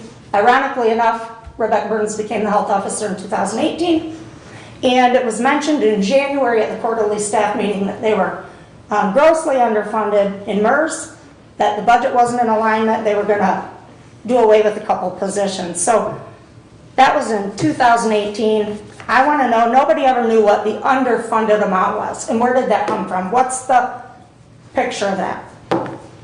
Allocations are really hard to look at because I've got allocation sheets that don't match the allocation sheets. And if you go to the minutes on the website for BHSJ, there's nothing back to 2000. It only goes back to 2018, so to find the numbers they used is invalid. You can't look it up. So unless those are there for the public to see, I can't buy into it. And she expressed that they used the wrong numbers in 2000 and it should have been 2010, but we've got to be able to read and see that and research that as citizens. Then my next question is, I would like to know what it's going to take to get a forensic audit to start with the health department. Is that something we've ever done in the past? You can get back with me on it, but I'm willing to find somebody that might pay or offer their time for that. Again, that's a lot of things have gone on with finances. You guys go into these meetings, you have big budgets, then you move and approve budgets within 2 minutes that don't show what the spendings are. There's no way you can approve a budget in 2 minutes. Now, I know Brent many times has said he's read through the budget or he has it printed, Mark, probably you too, but those are very vague budgets. I mean, I would like to see better budgets. I want to see what's being spent with the dollars. I want to see the grants. I want to see what the grant writings require. I want to see more as a citizen. And now that I'm not a puppet for the agency anymore, I'm going to be here and I'm going to have my voice heard because I'm going to watch all of it until I'm comfortable with it. Thank you. Thank you. Anyone else wish to approach the board? Thank you. Hello, Carla Adams, Ward 4. Yeah, I was kind of curious on all of the maintenance, roofs, heaters. How come they didn't budget anything? And they add equipment, they add jobs. They sure don't have a problem dishing out money to those expenses, yet saving it behind for future investments on their own properties doesn't seem to be an issue. You can put it on the taxpayers. That does not make me happy at all. The next thing is, with the bids, it's been consistent with Randy to bring one in. He wants the money right now. I have to have it right now. That gives me a really sour feeling. When my daughter comes to me with half the information and tells me that it's exactly the way it is, it's a red flag. 3 bids. And how come you don't use Amish? We can get it done in a quarter of the amount. Cheaper, faster, and more reliable. And trust me, I trust them more than 90% of the officials in the world. And the Medicaid reimbursement.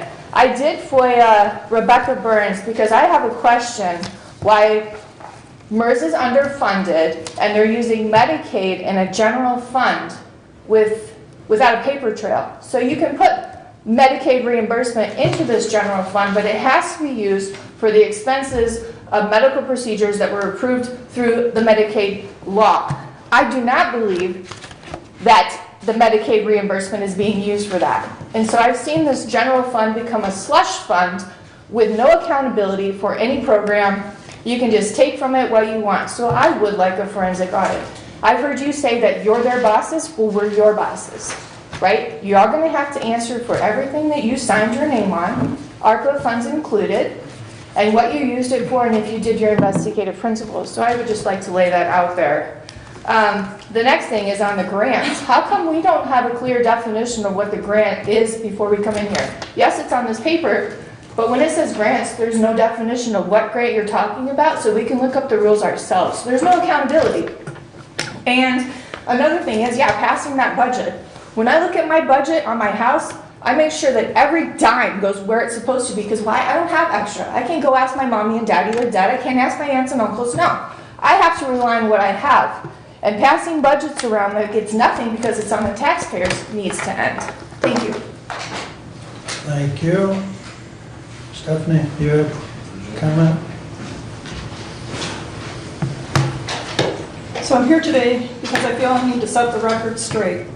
On September 29th, I came before this board and requested level changes for the assistant bookkeeper from a level 5 to a level 6 and the head bookkeeper from a level 6 to a level 7 to hire qualified people at a decent wage. There was much discussion, and at the end, the board turned it over to the personnel committee, and Commissioner Wiley stated that he would get back to me before the end of the day. I received an email from Mark, and it read this. So bringing in the head bookkeeper at a level 7, Brad and I are okay with that, as long as it does not get too close to my chief deputy. As for the other positions, keep those at a level 5 and offer a 8 or 9 year, like we have discussed. Another thought may be offer vacation time, 5 days available in the first year, if that helps. This is not currently by contract, and I will deal with.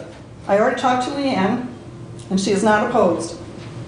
I may just have to make it available to some that may have been hired in the last 6 months. Maybe it helps, maybe not. Thanks, Mark. I took that to mean I had the permission to hire the head bookkeeper at a level 7 and keep the assistant at a level 5 at an 8 or 9 year. And I could offer the 5 vacation days in the first year.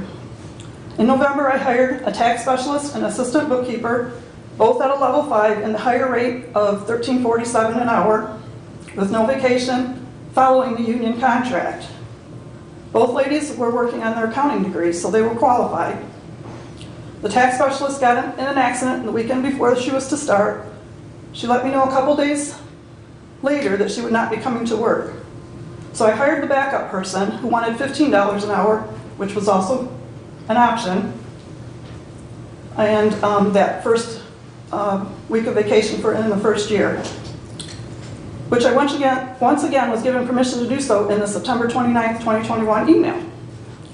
The tax specialist did not start until December 28th, and the assistant bookkeeper, I wanted to move the assistant bookkeeper to the same rate and the same vacation as the tax specialist because I didn't feel it was fair not to. And he agreed. And he emailed me, or I emailed him that conversation on December 6th, 2021. And his response to me was, that would be fine. Time to move forward. Thanks and good luck, Mark. I won't read the whole email for time's sake. So with all that being said, why would I not think I had permission to change the level of the head bookkeeper? I would have never done that if I did not have the permission. In the last meeting, you made it sound like I just decided on my own to raise the level of the head bookkeeper to a level 7. If that were the case, I would have also done it for the assistant bookkeeper's position, as well as I asked for that position to be raised also, right? The email expressly said that to leave the assistant bookkeeper at a level 5, which I did. I was never told to come back to the board for the board's approval to be voted on. I was keeping Commissioner Wiley informed and asking questions all along the way, and I did not act without permission or with what I thought was permission. As for the meeting on January 21st with Brad and Mark, they asked if I could come and meet with them to update on my office and employees. This was not the case. They wanted to know where it was in my budget to make the head bookkeeper, or to have a head bookkeeper at a level 7. I said I thought it was in my budget. I talked to Derek and told him I was given permission to do so.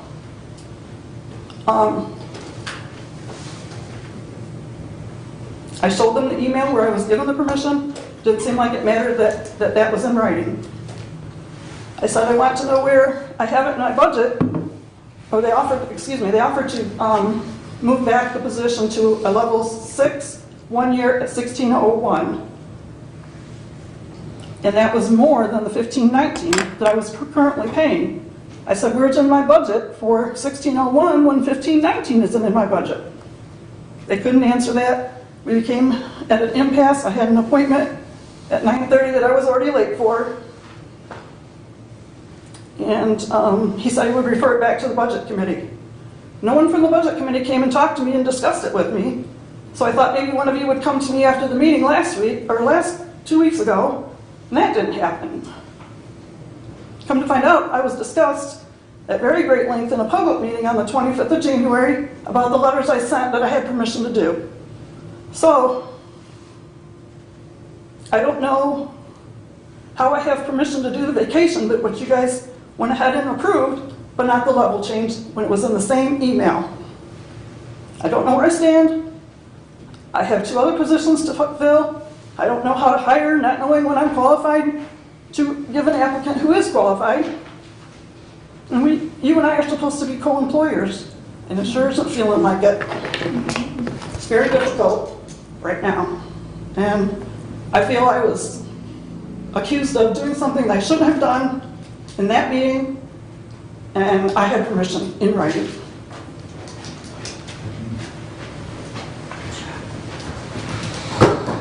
Anyone else wish to address the board at this time? Rob?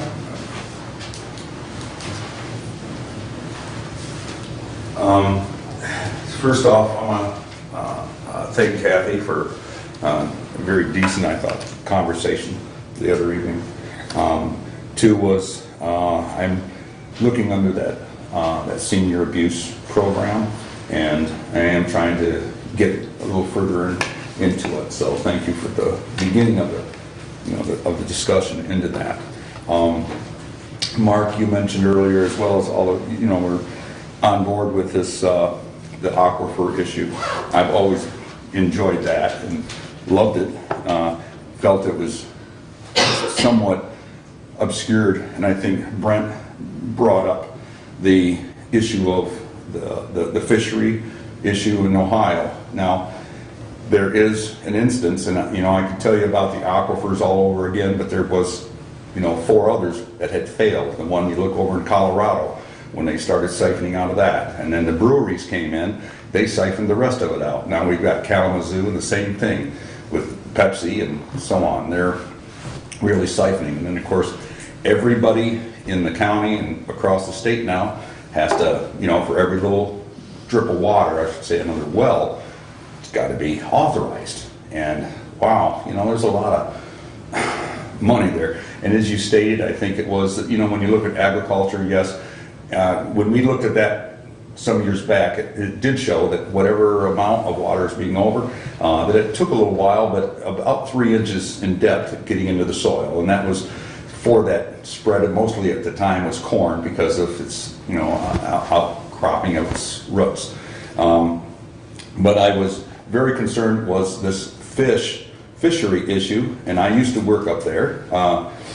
And the fishery, what we found down in Brazil, and you'll look into it, they had to close down all these significant 1 mile square ponds that they were getting fish as well as shrimp from, and disposed of that material, which you were saying what was going to be flushed out into the river is all the feces, and they couldn't feed off that.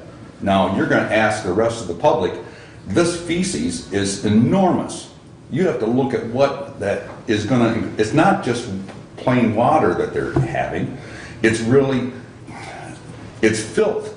It's going to be coming into the river. If you can look at the one that's in Brazil that has closed down, because what they got in the ocean was unbelievable. Every time they opened it up to get rid of, it was pure filth, and they had to close them down. But again, I think the other 2 or 3 that were down there was shrimp, and the shrimp had, eating their own feces as well. So it's just a filthy thing to have to find out about, that it's going to go into our rivers, and yet we have to be protective of all our rivers, and yet we look at some of our own sewage that we dispose of. When we get an overfill, or if we get a big rain, we're allowed to go ahead and flush some of it out into the river as it flows at quickly, as a pace, like you do with the smokestacks out here. We get a high wind, they're allowed to emit a little more of the smoke into the air. It's incredible how we kind of maneuver around things. I guess the other is that I thought was really important. I did get asked by three people, and I did inquire about it, and that was to Marnie Cass, and I'm hoping that if they are watching, that I did approach Marnie Cass, and I think that every commissioner should be knowledgeable, and they are, about coming to the township and giving a thoroughness of, such as what she was mentioning about grants, what you might have gone through and what the number was, and make it as quickly as possible, but visual and understanding to all of us that are sort of an audience and citizens, to knowing what you guys are actually saying to us, because we don't know what number 201 and so on is, but it's neat to know. I believe it still falls under these other townships that I did go and ask about. Marnie, I think everyone should know that you can get information from Marnie. You should be able to ask her for descriptions of, or where to look in what sector, or if it's a state law, or whatever it might be. She should be very able and capable, as she is, to give you that. And if she fails to do so, believe me, I'd love to know about it. But I don't see that being, for me, as being an issue. And I think that maybe some misunderstanding might be there, but I don't want to say there is, because I think you're very clear about what you come out with, and you want to say. But other than that, I wish you all to have a great day. She is our county clerk. Tell them what the question was, though, that we were researching. Oh, it was, well, I tried to get the state one, but I did it with, Marnie it was for the bonding of you folks, or all, commissioners, and where the money came from, to bond you folks. And so Marnie's explanation was pretty valid and clear. I tried to follow up, trying to get what the state has, but I decided to give it back to her today, that what I had the findings of, and that Marnie comes out of our own funding here and is paid for. So that's where it is, and I'm sure if you want to ask Mr. Wiley later, I'm sure you'll find that he will agree with that. That's how it's done, as well as whatever bonds have to be done. I don't know if it's for the others. I don't know about contractors. Are you guys bonded now, commissioners? Okay, that'll be a question you have to bring up to them. They remain mute at this time. That's their job. So, anyway, thank you very much for your time. Thanks, Bob. Glad to see you. I think we've had all the public. One minute. Oh, okay. Please. Hello. Are you bonded? Say again? You got bonds? Are you bonded?